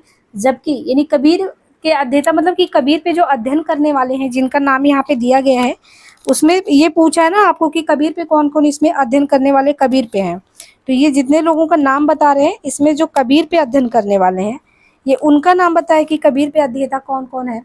तो उसमें पुरुषोत्तम अग्रवाल के बारे में है, धर्मवीर है, डेविड लॉरेंजन है, और इमरे बंगा जो है ये घनानंद साहित्य पे। तो ये देखिए पहले भी आया, इससे आपको लग सकता है कि ये इंपॉर्टेंट है कि इमर बंगा जो है घनानंद पे उन्होंने अध्ययन किया है। बाकी पुरुषोत्तम अग्रवाल है, धर्मवीर है, डेविड लॉरेंजन है, वो कबीर साहित्य के अध्येता है। तीसरी कसम जो कहानी है उसके अनुसार हीराबाई जो कंपनी की हीराबाई है उसका संबंध किन दो कंपनियों से हुआ था? तो ये मथुरा मोहन कंपनी और रोहतक कंपनी। एक पहले भी ये क्वेश्चन आ चुका है कि किससे संबंध था इसका, तो मथुरा मोहन ही ऑप्शन में था। अभी ये देखिए अलग से ये भी पूछ लिया आपको कि एक ही नहीं, उसके जो दोनों कंपनी से संबंध था, तो उसमें रोहतक कंपनी भी था। तो फणीश्वर नाथ रेणु की तीसरी कसम 1956 ईस्वी कहानी के अनुसार हीराबाई का संबंध मथुरा मोहन कंपनी के साथ रोहतक कंपनी से भी था। मथुरा मोहन से था ही, रोहता से भी था। और रेणु के द्वारा जो तीसरी कसम और मारे गए गुलफाम जो कहानी 1956 में प्रकाशन में आई कहानी, ठुमरी कहानी संग्रह 1959 में है। तो एक तो ये 1956 में कहानी इंपॉर्टेंट है, दूसरी ये कहानी जो है 1956 में आया ये तो ठीक है, लेकिन कौन से कहानी संग्रह में? तो ठुमरी में है 1959। रेणु की प्रसिद्ध कहानियों में आदिम रात की महक 1967 में आया, लाल पान की बेगम, पंच लाइट, ठेस है, संवदिया है, अग्निकोर है, अच्छे आदमी है। तो फणीश्वर नाथ रेणु 1956 कहानी के अनुसार मथुरा मोहन और रोहता कंपनी हो गया। तीसरी कसम उर्फ मारे गए गुलकाम 1956, ठुमरी कहानी संग्रह 1959 में संकलित है। बाकी आदिम रात की महक 1967, लाल पान की बेगम, पंच लाइट, ठेस, संवदिया, अग्निकोर, अच्छे आदमी। लाल पान की बेगम कहानी में स्त्री पात्र कौन कौन सी है? तो लाल पान की बेगम में कहानी में सुहासी, ज्योतिया, सुंदरी, चंपिया, मखनी बुआ, इनमें कौन कौन से हैं? तो फणीश्वर नाथ रेणु कृत लाल पान, यानी फणीश्वर नाथ रेणु की जो कृत है इनका लाल पान की बेगम। फणीश्वर नाथ रेणु कृत लाल पान की बेगम 1957 ईस्वी कहानी के स्त्री पात्र में है। कहानी के स्त्री पात्र में है चंपिया है, मखनी फुआ है, सुनरी है, जंगी की पतोहू है, बिरजू की मां नायिका है। तो रेणु का लाल पान का बेगम 1957, चंपिया, मखनी फुआ, सुनरी, जंगी की पतोहू, बिरजू की माँ। लाल पान की बेगम कहानी नारी सशक्तिकरण को केंद्र में रखकर लिखा गया है। इसमें ठुमरी कहानी संग्रह में है ये। पुंज प्रकाश ने इस कहानी का नाट्य रूपांतरण भी किया है। किसने किया नाट्य रूपांतरण? पुंज प्रकाश ने, और जिसे 1907 में शारदा सिंह के निर्देशन में पटना के कालिदास रंगालय में मंचित किया गया था। रेणु की अन्य कहानी संग्रह में देखें तो ठुमरी है 1959 में, आदिम रात्र की महक है 1967 ईस्वी में इनका, अग्निखोर है 1973 में, श्रावणी दोपहर की धूप 1984 में, अच्छे आदमी 1986 में। डॉक्टर तुलसीराम के ननिहाल में स्वतंत्रता आंदोलन का नेतृत्व किसने किया? तो डॉक्टर जो तुलसीराम है इनके ननिहाल में स्वतंत्रता आंदोलन का नेतृत्व किसने किया था? तेज बहादुर सिंह ने। तेज बहादुर सिंह जो है ननिहाल में इनके, तुलसीराम के ननिहाल में, क्योंकि ये बचपन में वहीं तो जाते थे जो पूरा वहाँ का लिखे हुए हैं तुलसीराम जो है, तो तुलसीराम ही कह रहे हैं कि वहाँ पे जो है तुलसीराम को जो ननिहाल था, ननिहाल में स्वतंत्रता आंदोलन का नेतृत्व वहाँ पे तेज बहादुर ने किया था। डॉक्टर तुलसीराम के ननिहाल में स्वतंत्रता आंदोलन का नेतृत्व हेडमास्टर तेज बहादुर सिंह ने किया था। डॉक्टर तुलसीराम की आत्मकथा 2 खंडों में लिखा गया है। मुर्दैया 2010, मणिकर्णिका जो है 2014। तो एक तो तुलसीराम के ननिहाल में आंदोलन का नेतृत्व किसने किया था, एक क्वेश्चन तो ये हो गया। दूसरा जो है तेज बहादुर सिंह ने किया था। डॉक्टर तुलसीराम की आत्मकथा 2, उसमें है मुर्दैया 2010, मणिकर्णिका 2014। मुर्दैया आत्मकथा 7 अध्यायों में विभाजित है। देखिए कौन कौन सा है। तो ननिहाल में आंदोलन जो है आंदोलन का हेडमास्टर तेज बहादुर ने किया। आत्मकथा 2010 में मुर्दैया आया था जो अपने पाठ्यक्रम में, मणिकर्णिका 2014 में 4 साल बाद आया। बाकी ये 7 अध्यायों में है, तो क्रम से अध्याय भी देख लीजिए।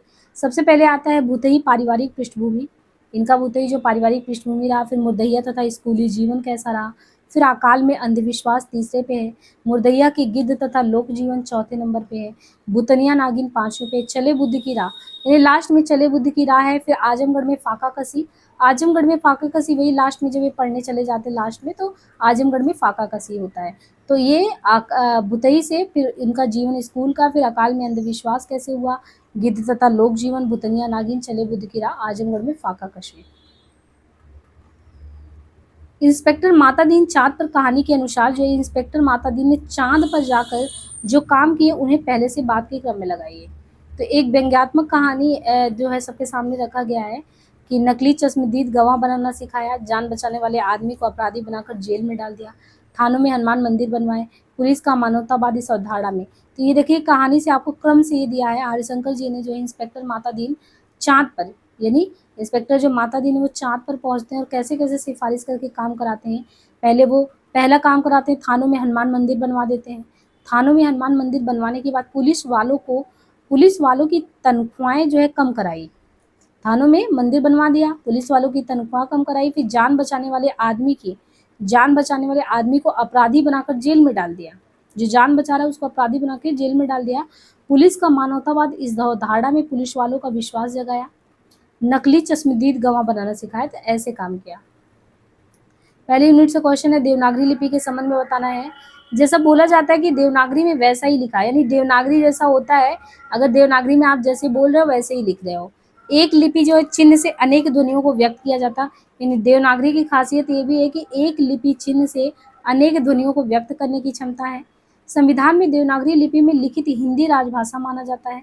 देवनागरी लिपि में पंजाबी और उड़िया भाषा लिखी जाती है। ध्वनि और संकेत में निश्चितता है। तो आपको यहाँ पे देखना है कि क्या क्या होता है देवनागरी में।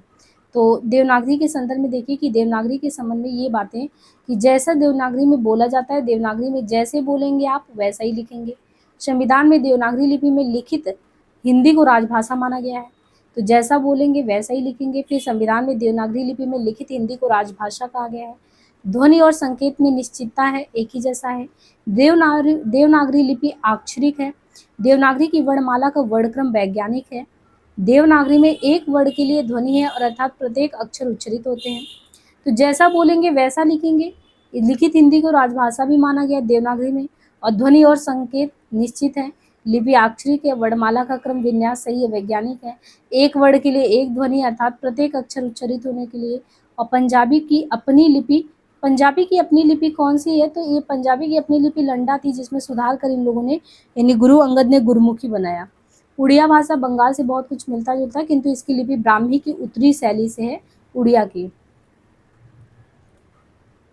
भोला राम का जीव जो कहानी है, भोला राम का जीव कहानी के अनुसार भोला राम को रिटायर होने के कितने साल बाद तक पेंशन नहीं मिली थी। तो जब भोला राम रिटायर हो गए तो वो चक्कर लगाते रहे 5 साल तक। भोला राम हरसाई जी का जो है 1967 में ये कहानी जो है रखा गया है कि कैसे जो है सरकारी कामकाज होते हैं, भ्रष्टाचार कैसे फैला होता है। तो इस कहानी में पौराणिक प्रतीक के माध्यम से सेवानिवृत्त भोला राम की सेवानिवृत्ति के बाद आने वाली समस्या को बहुत ही व्यंग्यात्मक शैली से रखा गया है।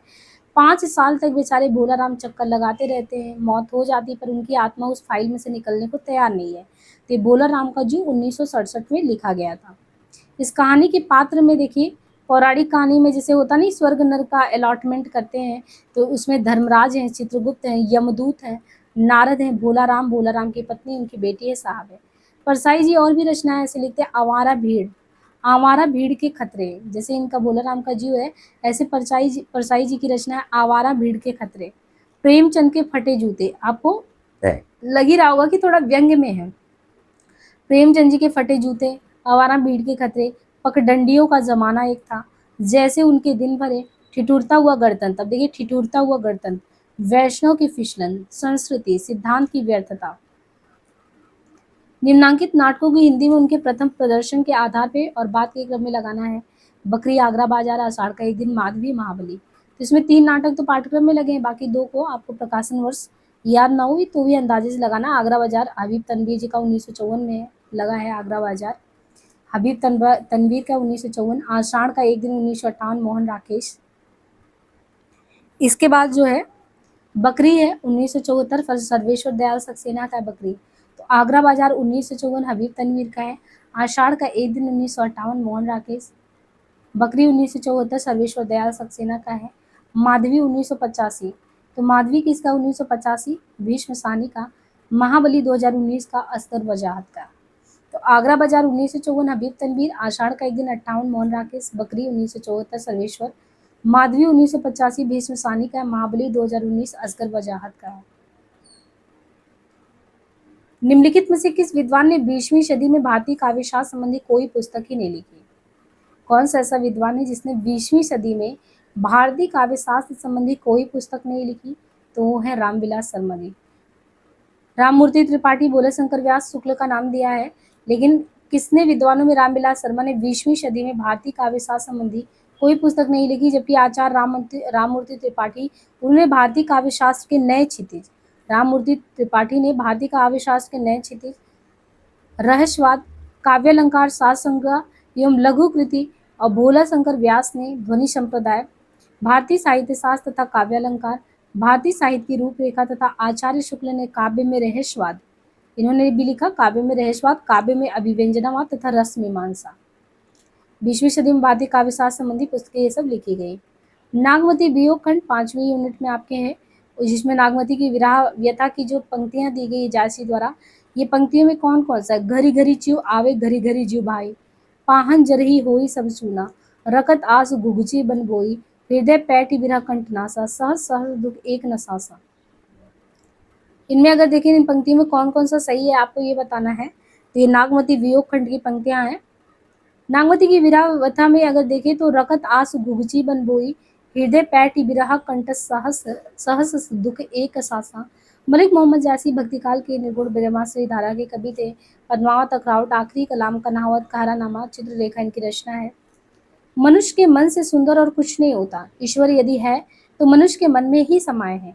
मानस का हंस उपन्यास में ये संवाद किसका है? ये संवाद है मोहिनी का। मोहिनी जिनके प्रेम में पड़ जाते हैं तुलसीदास जी, तो कहते हैं कि मनुष्य के मन से सुंदर कुछ नहीं होता, मोहिनी कहती है। ईश्वर यदि है तो मनुष्य के मन में ही है। अमृतलाल नागर द्वारा मानस का हंस 1972, ये संवाद मोहिनी का है और जीवनी परक उपन्यास है तुलसीदास जी का। अमृतलाल नागर की और रचनाओं में महाकाल 1947 ईस्वी में महाकाल इनका है। सेठ बाकीलाल 1955 में है। बूढ़ और समुद्र 1956 में है। सुहाग के नूपुर 1960 है। अमृत और विष 1966 है। नाच्यो बहुत गोपाल 1978, खंजन ने 1981 में है। देश की बात निबंध के लेखक कौन है? देश की बात है महावीर प्रसाद द्विवेदी का। देश की बात निबंध के लेखक महावीर प्रसाद द्विवेदी। इनकी अन्य निबंध रचनाओं में है संपत्ति शास्त्र, यानी देश की बात तो महावीर प्रसाद द्विवेदी का है। इनकी अन्य निबंध रचनाओं में है संपत्ति शास्त्र, रसज्ञ रंजन भाषा और व्याकरण, कवि और कविता, महाकवि माघ का प्रपात, वर्णन, आत्मनिवेदन, प्रभात। प्रताप नारायण का है धोखा, दात, बालक, वृद्ध, आप, बात, खुशामत, भव परीक्षा, समझदार की मौत, ईश्वर की मूर्ति, घूरे के लत्ता बिने, अपव्यय, वृद्ध दान आदि। जयशंकर प्रसाद के नाटकों को मंच पर सफलतापूर्वक प्रस्तुत करने वाले निर्देशक कौन है? तो बीबी कारण शांता गांधी। बीबी कारण शांता गांधी। बीबी कारण शांता गांधी प्रसाद के नाटकों के मंच पर सफलतापूर्वक प्रस्तुत करने वाले निर्देशक हैं। नागरिक प्रचारी सभा के संस्थापक कौन है? शिव कुमार रामनारायण। और इनके अलावा और भी लोगों का नाम यहाँ पे दिया गया है। तो सही से अगर देखें जो काशी नागरिक प्रचारी सभा है, जिसकी स्थापना 16 जुलाई 1893 को शिव कुमार सिंह, पंडित रामनारायण मिश्र और बाबू श्याम सुंदर, कौन कौन? 16 जुलाई 1893 इनको शिव कुमार सिंह, पंडित रामनारायण मिश्र और बाबू श्याम सुंदर देवदास ने मिलकर की आधुनिक हिंदी के जनक भारतेंदु के फुफेरे भाई बाबू राधाकृष्ण इसके पहले अध्यक्ष हुए। पहले वर्ष जो लोग इसके सदस्य बने उनमें पंडित सुधाकर द्विवेदी, ग्रियर्सन, अंबिका दत्त, चौधरी प्रेमगंज थे। तो जो काशी नागरिक बना था उसमें सबसे पहले शिव थे। देखिए शिव भी हैं, राम भी हैं और श्याम भी हैं। तो राम, श्याम, शिव। राम से राम नारायण, श्याम सुंदर और शिव कुमार 1893 में। नागार्जुन जी की कालिदास कविता पाठ्यक्रम में है, उसमें किसका उल्लेख है? विक्रम का, शकुंतला का, अज का, इंदुमती का, यक्ष का। तो आपने कविता पढ़ा होगा तो आपको पंक्तियां भी याद होगी। और उसमें जो उल्लेख किया गया यक्ष का, इंदुमती का, अज का। नागार्जुन के बचपन का नाम क्या था? नागार्जुन जी के बचपन का नाम था ठक्कन मिसिर, और वास्तविक नाम इनका क्या था? वैद्यनाथ मिश्र। तो ठक्कन मिसिर जो है इनको बचपन में कहते हैं, वास्तविक नाम वैद्यनाथ मिश्र था। हिंदी में वे नागार्जुन, संस्कृत और मैथिली में यात्री उपनाम से रचनाएं करते थे। नागार्जुन की कालिदास कविता सतरंगी पंखवाली 1959 कविता संग्रह में संकलित। इनके प्रमुख काव्य संग्रह में युगधारा 1953 में है, तालाब की मछलियां 1975, खिचड़ी विप्लव देखा हमने 1980 है, हजार हजार बाहों वाली 1981 है, पुरानी जीतियों का कोरस 1983 है, और रत्नगर्भ 1984।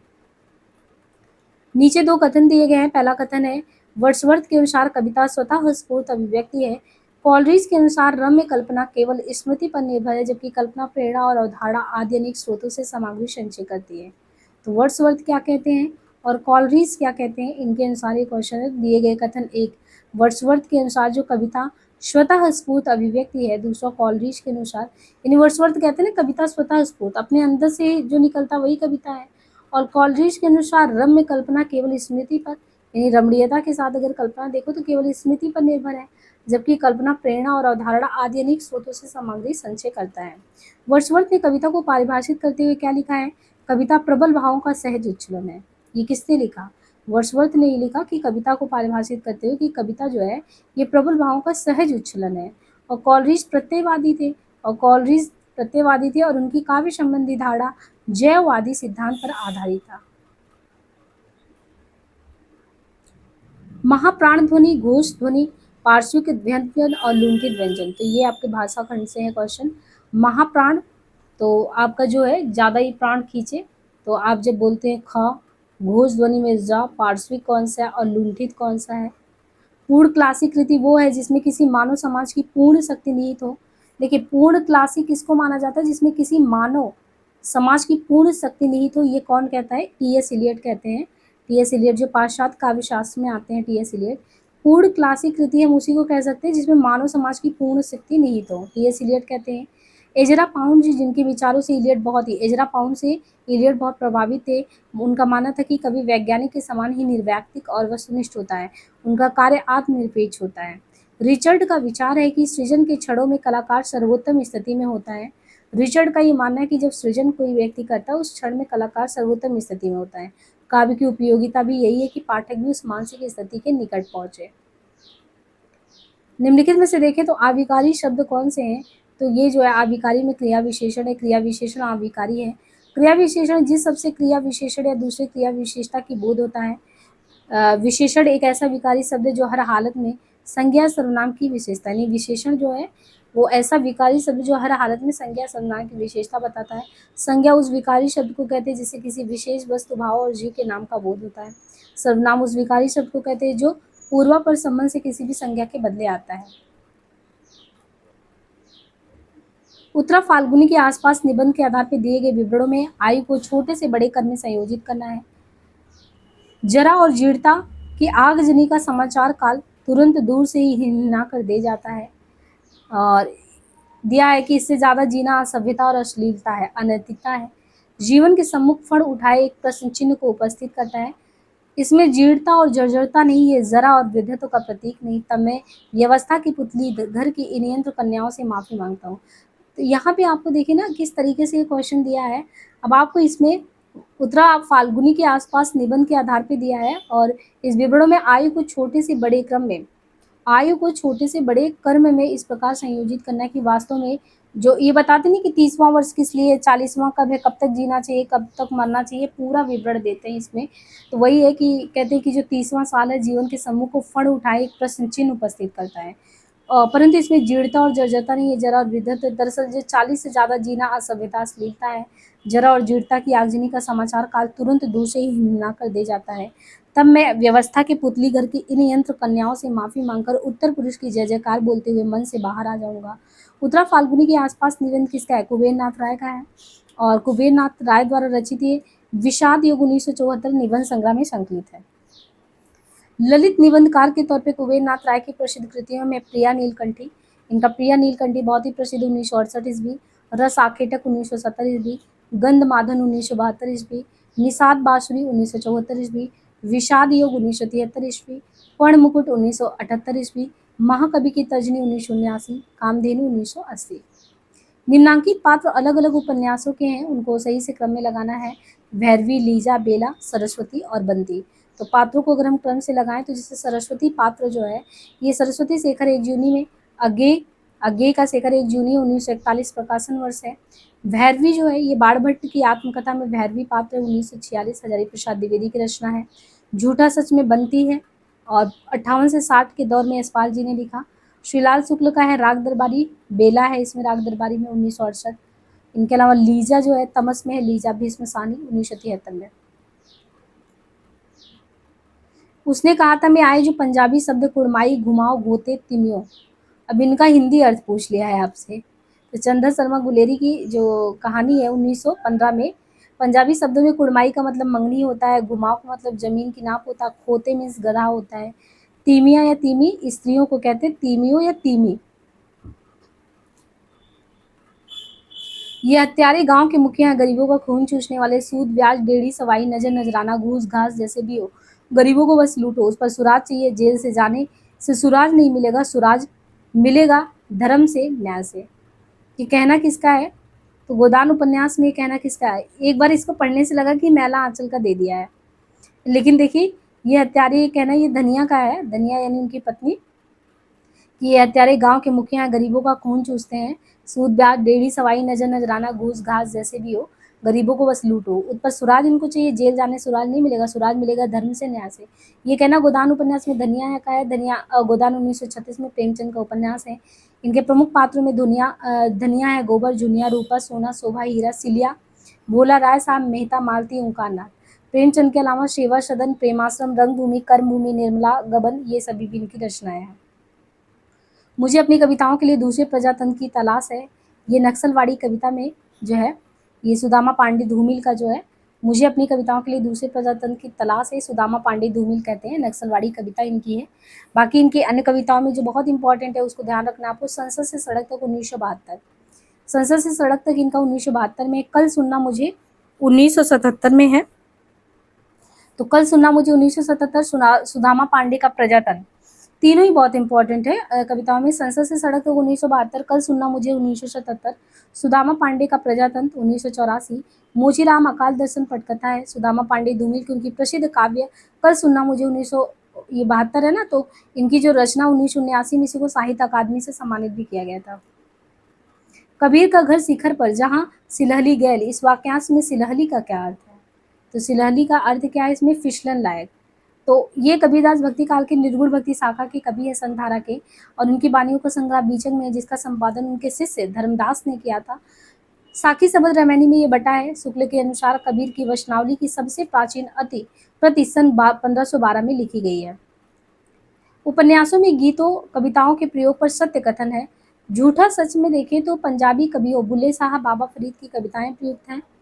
जिंदगी नामा में हिंदी कवि तुलसी सूर इनके पद मिलते हैं। मैला आंचल में सुमित्रा नंदन पंत की कविता का पद मिलता है। मानस का हंस में मोहिनी रैदास का एक भजन मिलता है। तमस में सर्वे भवन्तु सुखिना का उपयोग किया गया है। तो उपन्यास में इतनी गहराई में नहीं जाएंगे तो कैसे होगा काम।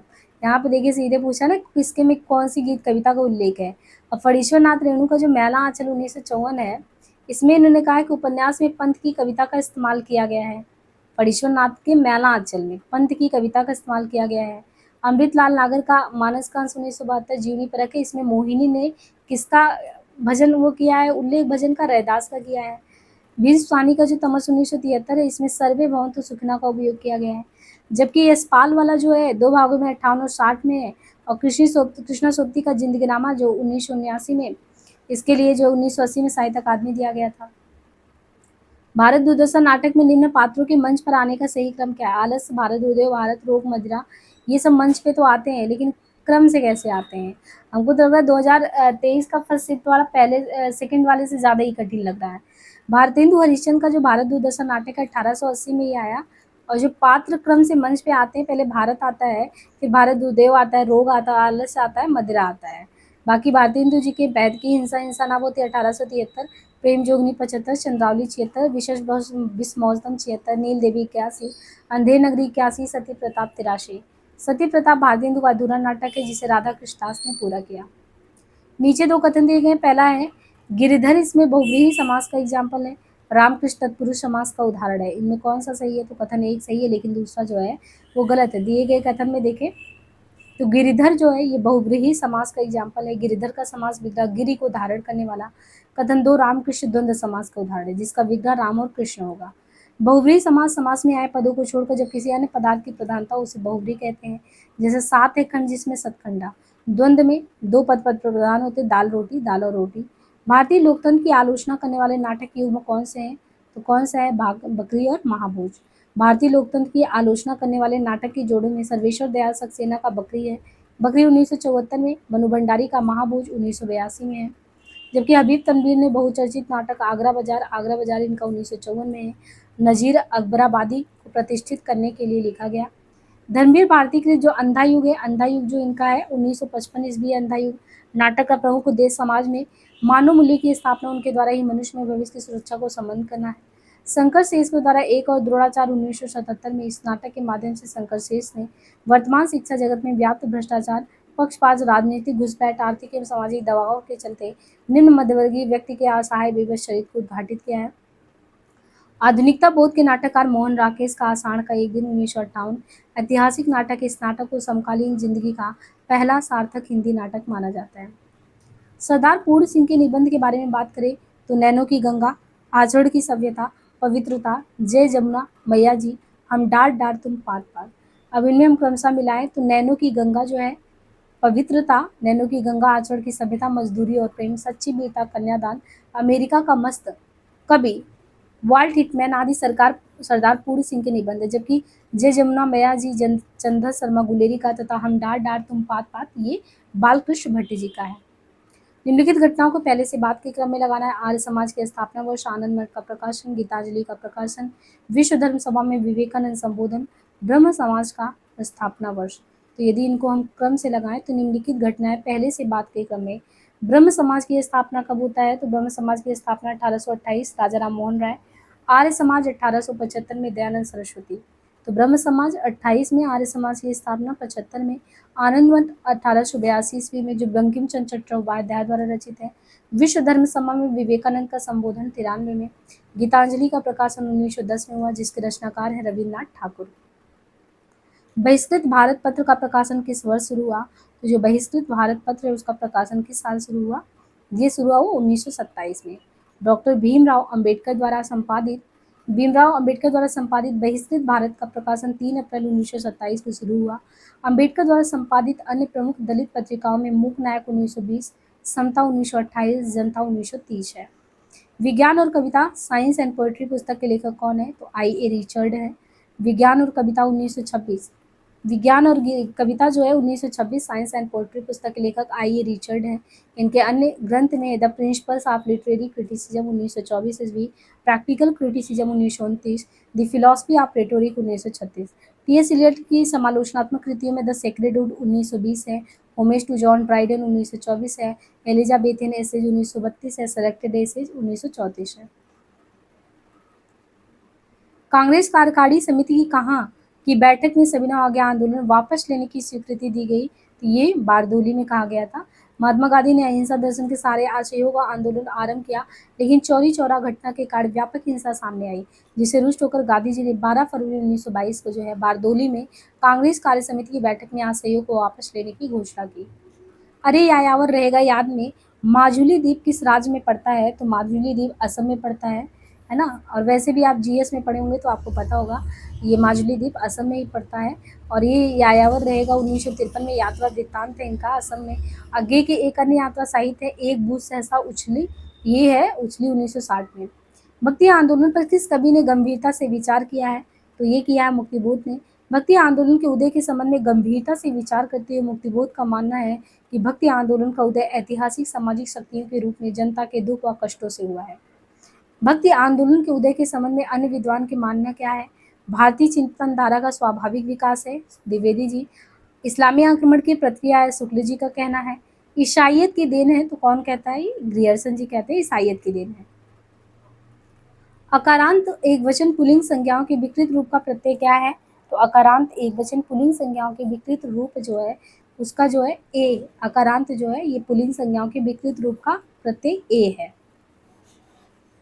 रामचंद्र शुक्ल ने आदिकाल के अपभ्रंश काव्य शीर्षक प्रकरण में निम्न कवियों का उल्लेख किया है। तो देखिए यहाँ पे शुक्ल जी का फिर से आया ना, प्रकरण वाला रीतिकाल में हमने पढ़ाया था, वो भी क्वेश्चन आया। और आप इनका देखते हैं जो आदिकाल का विभाजन इन्होंने 4 प्रकरण में किया है, जिसमें अपभ्रंश काव्य दूसरे पे आता है सामान्य परिचय के बाद।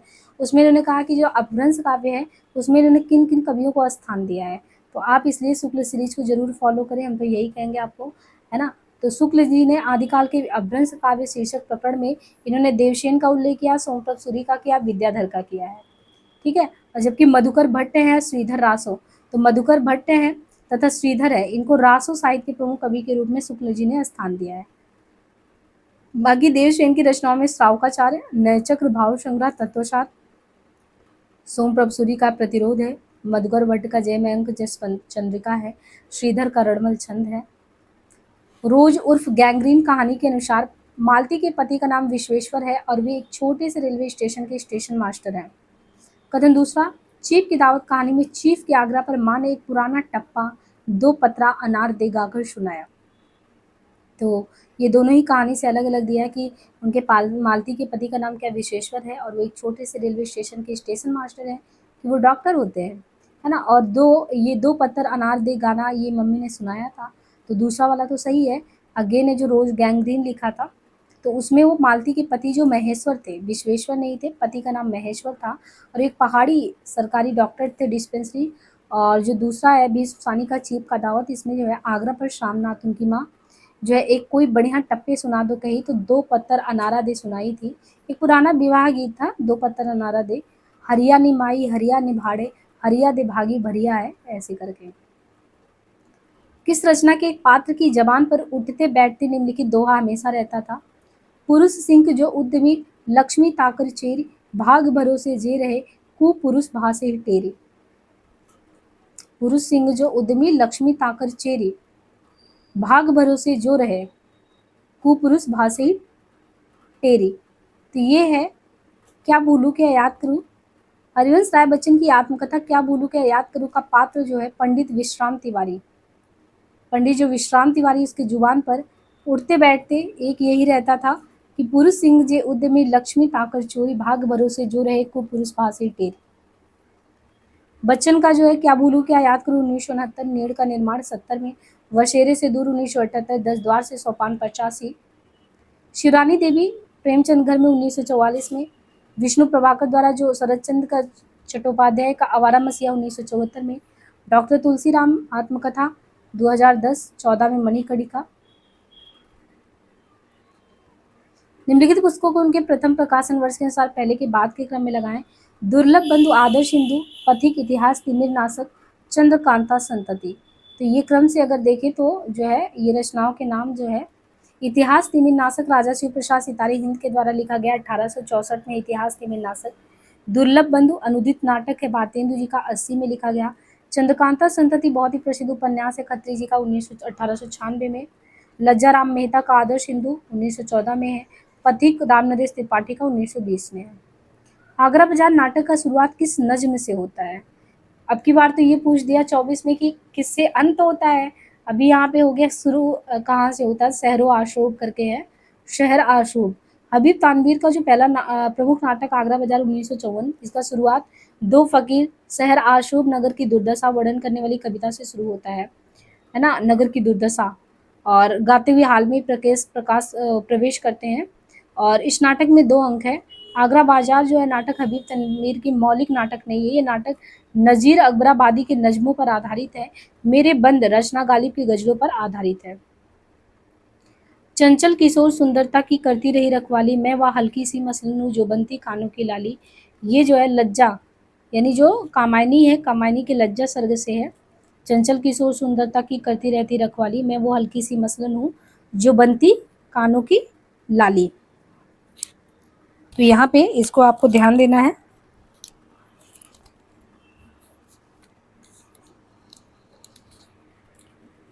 तो ये कहानी 1935 में महाकाव्य लज्जा सर्ग से है। बाकी 15 इसमें सर्ग है। चिंता, आशा, श्रद्धा, काम, वासना, लज्जा, कर्म, ईर्ष्या, ईड़ा, स्वप्न, संघर्ष, निर्वेद, दर्शन, रहस्य, आनंद।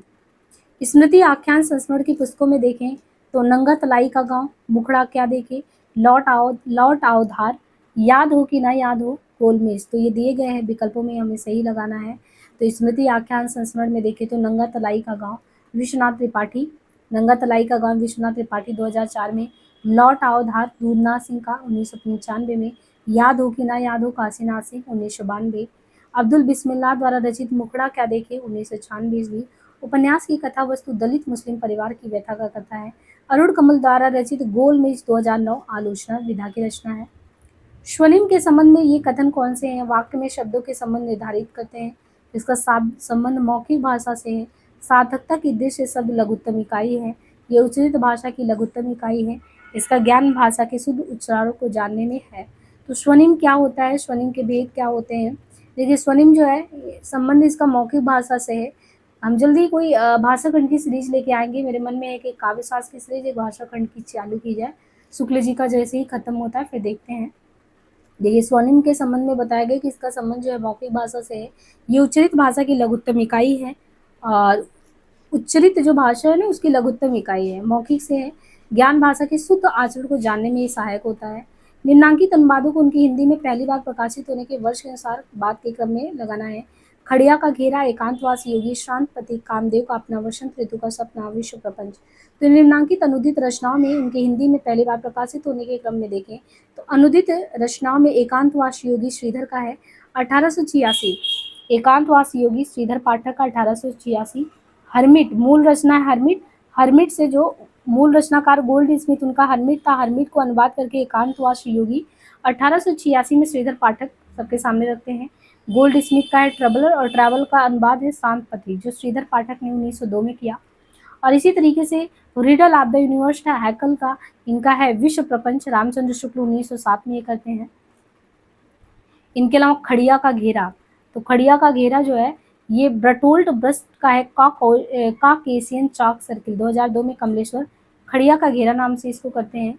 और 2018 इसमें हबीब तनवीर कामदेव का अपना, वसंत ऋतु का सपना।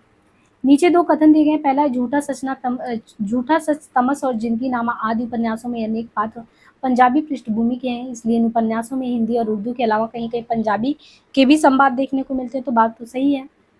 अब आपका बंटी के अनुसार बंटी का पूरा नाम अरूप बत्रा था। ध्यान से देखिए, अरूप बत्रा नाम था। तो यशपाल कृत झूठा सच 58 से 60 में, भीम स्वानी का जो कृत तमस्य उपन्यास 1973, कृष्णा सोबती का जिंदगी नामा 1979। इसमें इनके पात्र पंजाबी पृष्ठभूमि के, इसलिए हिंदी और उर्दू दोनों मिक्स मिलता है। और मनु भंडारी का जो आपका बंटी 1971 में आया माल मनोमी ज्ञान पर आधारित उपन्यास है, जिसमें बंटी का पूरा नाम अरूप बत्रा है। स्कंदगुप्त के स्त्री पात्र में आप देखो जेता, देवकी, मालिनी, रामा, चंदा। तो जेता नाम तो सुना ही नहीं था, है ना। तो जयशंकर प्रसाद के प्रमुख नाटक स्कंदगुप्त 1928 में स्त्री पात्र में देवकी है, मालिनी है, रामा है, अनंत देवी है, जयमाला है, विजया है, कमला है। प्रमुख पुरुष में स्कंदगुप्त, कुमारगुप्त, पर्णदत्त, बंधु वर्मा, मातृगुप्त, प्रपंच, सर्वनाग, भट्टार, प्रख्यात कीर्ति। स्कंदगुप्त नाटक में कुल कितने हैं? 5 अंक हैं। और प्रसाद के अन्य नाटक में सज्जन 1910, कल्याणी परिणय 12 का, उड़ाले 12, राष्ट्रीय 15 में है, चंद्रगुप्त 31 में, ध्रुव स्वामी 33 में है। रामकृष्ण और शिव के व्यक्तित्व पर किस समाजवादी चिंतक ने विचार किया है? रामकृष्ण एवं शिव के, मधुलिमी, मनोहर लोहिया, नरेंद्र देव, जयप्रकाश नारायण। तो समाजवादी चिंतक राम मनोहर लोहिया जो थे, इन्होंने जो है राम, कृष्ण और शिव के व्यक्तित्व पर विचार किया है। शिवरात्रि पर चित्रकूट में रामायण मेला लोहिया जी की संकल्पना, मतलब शिवरात्रि पर जो चित्रकूट में मेला लगता रामायण मेला, वो लोहिया जी की संकल्पना जो अभी तक चली आ रही है। आलोचना पत्रिका के संपादक कौन नहीं रहे हैं? अरुण कमल, नामोर सिंह, परमानंद श्रीवास्तव, कमला प्रसाद। तो ये हैं कमला प्रसाद जो नहीं रहे हैं। कमला प्रसाद आलोचना पत्रिका के संपादक नहीं रहे हैं, बल्कि इन्होंने पहल तथा वसुधा पत्रिका का, पहल का और वसुधा का संपादन किया। जबकि अरुण कमल, परमानंद श्रीवास्तव तथा नामवर सिंह आलोचना पत्रिका के संपादक रहे हैं। आलोचना जो है ये त्रैमासिक साहित्यिक पत्रिका के रूप में अक्टूबर 1951 में शुरू हुआ। इसके संस्थापक संपादक शिवदान सिंह चौहान थे। नाटकों में गीतों के प्रयोग के बारे में सत्य कथन है। तो नाटकों में गीतों के प्रयोग के बारे में सत्य कथन देखें तो अंधेर नगरी में कबाब वाला, नारंगी वाला, कुजड़ीन हलवाई और ब्राह्मण गीत गाकर अपनी बात कहते हैं। दोहा छंद का प्रयोग अंधेर नगरी और बकरी नाटकों में किया गया है। महाभोज, आधे अधूरे और आषाढ़ का एक दिन में कोई भी पात्र गीत नहीं गाता है। स्कंदगुप्त ने आह वेदना मिली विदाई गीत देवसेना गाती है। भारत दुर्दशा में किताब खाना वाले दृश्य में 6 सभ्य लोग मिलकर एक गीत गाते हैं। तो देखिए निम्नलिखित नाटकों में गीतों के प्रयोग के बारे में सत्य कथन क्या है। तो दोहा छंद का प्रयोग अंधेर नगरी और बकरी नाटकों में किया गया है, सही है। महाभोज, आधे अधूरे और आषाढ़ का एक दिन में कोई भी पात्र गीत नहीं गाता है। स्कंदगुप्त में आहा मेघना मिली विदाई गीत देवसेना गाती है। अंधेर नगरी 1881 भारतेंदु हरिश्चंद्र का प्रहसन नाटक है। इसमें राजा की मूर्खता, अन्याय और अंधेर गर्दी पर तीखा व्यंग किया गया है। बकरी जो कि 1974 में सर्वेश्वर दयाल सक्सेना का प्रतीकात्मक नाटक है और इस नाटक में जनवादी चेतना, राजनीतिक व्यंग, आम आदमी की व्यथा, भ्रष्टाचार और विसंगति को उजागर किया गया है। स्कंदगुप्त 1928 में प्रसाद का ऐतिहासिक नाटक है। महाभोज 1982 मनु भंडारी का नाटक है। इस नाटक में राजनीतिक स्वार्थ के लिए नैतिक पतन का चित्रण है। आधे अधूरे 1969, आषाढ़ का एक दिन 1958 मोहन राकेश का है। भारत दुर्दशा 1975 ईस्वी भारतेंदु हरिश्चंद्र का प्रतीकात्मक नाटक है और कुल इसमें 6 अंक हैं। भारत दुर्दशा के 5वें अंक में किताब खाना वाले दृश्य में 7 सभ्यों की एक छोटी सी कमेटी जो भारत दुर्दशा से संबंधित विचार को प्रकट करती है। भारतीय नवजागरण के संबंध में उपयुक्त कथन कौन सा है। नवजागरण का जमाना सभ्यताओं की टकराहट का न होकर सभ्यताओं के आत्मनिरीक्षण का था। ईश्वरचंद्र विद्यासागर ने स्त्री अधिकार आंदोलनों की निंदा की है, क्या ये बात सही है। औपनिवेशिक माहौल में भारत का नवजागरण बुद्धिवादी जागरूकता के अलावा राष्ट्र की आत्मा पहचान का संघर्ष भी था। स्वामी दयानंद सरस्वती हिंदुओं की मूर्ति पूजा का समर्थन करते थे। भारतीय नवजागरण के जनक राजा राममोहन राय को जीवन में आरंभिक काल में ही रूढ़िवादी प्रबल विरोधों का सामना करना पड़ा था। तो इसमें आप देखेंगे कि कौन कौन से ऑप्शन सही है। तो पहला, नवजागरण का जमाना सभ्यताओं की टकराहट का ना होकर सभ्यता के आत्मनिरीक्षण का था, बिल्कुल सही है। और विद्यासागर ने आंदोलन की निंदा नहीं बल्कि समर्थन किया था, तो ये गलत हुआ। औपनिवेशिक माहौल में भारत का नवजागरण बुद्धिवादी जागरूकता के अलावा राष्ट्रीय आत्म पहचान का संघर्ष भी था, बिल्कुल सही है। स्वामी दयानंद हिंदू की मूर्ति पूजा का समर्थन करते थे। ये हिंदू मूर्ति पूजा का समर्थन करते थे, ऐसा कुछ खास नहीं था। और जो प्रबल विरोधों का सामना करना पड़ा था, ये बिल्कुल सही है। तो ये जो है नवजागरण का जमाना टकराहट का ना होकर सभ्यता के आत्मनिरीक्षण का था, संघर्ष भी था और रूढ़िवादियों का प्रबल विरोध का सामना भी करना पड़ा था। नीचे 2 कथन दिए गए हैं। पहला है कि अंग्रेजों ने पुरानी आर्थिक संरचना को बदला, जमीन का नया बंदोबस्त किया, नए बंदोबस्त के कारण जमीन को क्रय विक्रय करने की छूट मिल गई। दूसरा, बदलती हुई परिस्थितियों में बुद्धिजीवी वर्ग के लोगों ने समाचार पत्रों के माध्यम से अंग्रेजों के अत्याचारों का विरोध करना जो है वो शुरू कर दिया। और उपरोक्त कथन के आलोक में जो है उत्तर देना है कि कौन सा सही है। तो दोनों ही सही है। यानी अंग्रेजों ने जो पुरानी आर्थिक संरचना उसको बदला, जमीन का नया बंदोबस्त किया, नए बंदोबस्त के कारण जमीन को क्रय विक्रय करने की छूट मिल गई। कारण, बदलती हुई परिस्थितियों में बुद्धिजीवी वर्ग के लोगों ने समाचार पत्रों के माध्यम से अंग्रेजों के अत्याचारों का विरोध करना शुरू किया। उपरोक्त ए और आर दोनों ही सही है।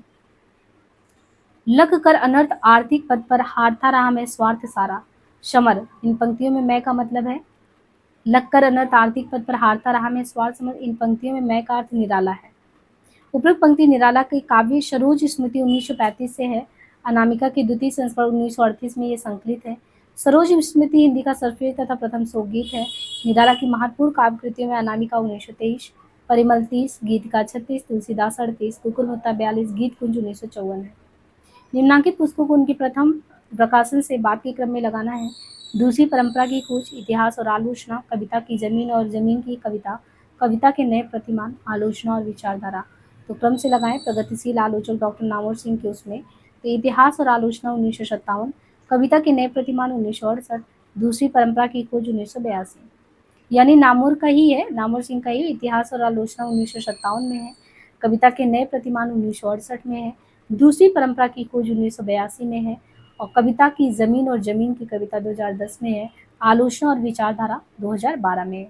अब आपको इस तरीके से 91 से 100 तक का 2 आपको दिया जाएगा, एक गद्यांश दिया जाएगा, उनमें से पढ़ के आपको क्वेश्चन सॉल्व करना है। अब इसमें सबसे अच्छा तरीका मेरा जब क्वेश्चन गलत नहीं होता सॉल्व करने का यही होता है, हम सबसे पहले ये इतने बड़े उसको पढ़ने के बजाय ध्यान इस पे देते हैं कि कई बार तो बिना उसको पढ़े ऐसे ही उत्तर निकल आता है। उपरोक्त अनुच्छेद के पश्चात आधुनिक चिंतन के जिन पश्चिमी रचनाकार विचारकों ने प्रोत्साहन प्रदान किया, उनमें कौन नहीं थे? तो कौन नहीं थे? मिल है, नीत्शे है, लॉक है, स्पेंसर। तो कहीं न कहीं ये पश्चिमी जो विचारधारा में कई भी बड़े दार्शनिक हैं, तो आप उसमें पढ़ेंगे तो नाम खुद मिल, स्पेंसर, लॉक का दिया होगा। आप स्वतः ही जान जाएँगे नीत्शे जो है इसमें नहीं आते। तो आधुनिक चिंतन के जिन उसमें आते हैं, नीत्शे नहीं है। इस विचारधारा का अंग था युक्ति, युक्तता, उदारवाद, स्वतंत्रता, जनवाद, मानवतावाद। और इसमें भारतीय चिंतन में कौन-कौन आते हैं? जैसे शैली है, बायरन है, कोवैडन है, मिल है, स्पेंसर, कार्लाइल, रस्किन, मोर्ले, है ना? रस्किन है, मोर्ले है, मिल्टन है, लॉक है, बर्के हैं, ये सभी है। तो ये आपको उत्तर वहीं में मिल जाएगा। बस आपको पहले ये पढ़ना है, फिर जाके उसको देखना है, तो बहुत फास्ट उत्तर मिलेगा। यही तरकीब आप अपनाइएगा एग्ज़ाम में, समय भी बचेगा। अब जैसे ये अनुच्छेद के अनुसार अंग्रेजी राज में शिक्षा संबंधी सुधारों का उद्देश्य क्या नहीं था? तो जब पूरा पढ़ेंगे तो आपको पता चलेगा कि हाँ, क्या उद्देश्य था, क्या नहीं था। क्या वो हम लोगों को नवजीवन देना चाहते थे?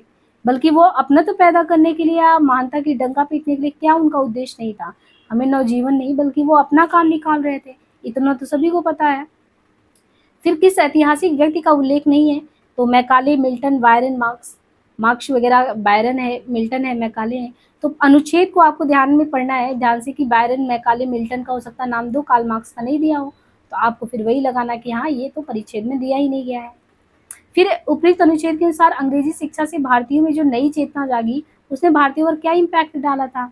तो क्या उस समय भारतीय जब ये चीज़ हो गया, तो भारतीयों में नए ज्ञान की कसौटी पर भारतीय परंपरा को उन्होंने कसना सीखा कि हमारी परंपरा तो बहुत समृद्ध है, ये लोग ही हमें उल्टा मतलब कि इस तरीके से कह रहे हैं कि नहीं, बिना मेरे कल्याण नहीं होगा तुम्हारा।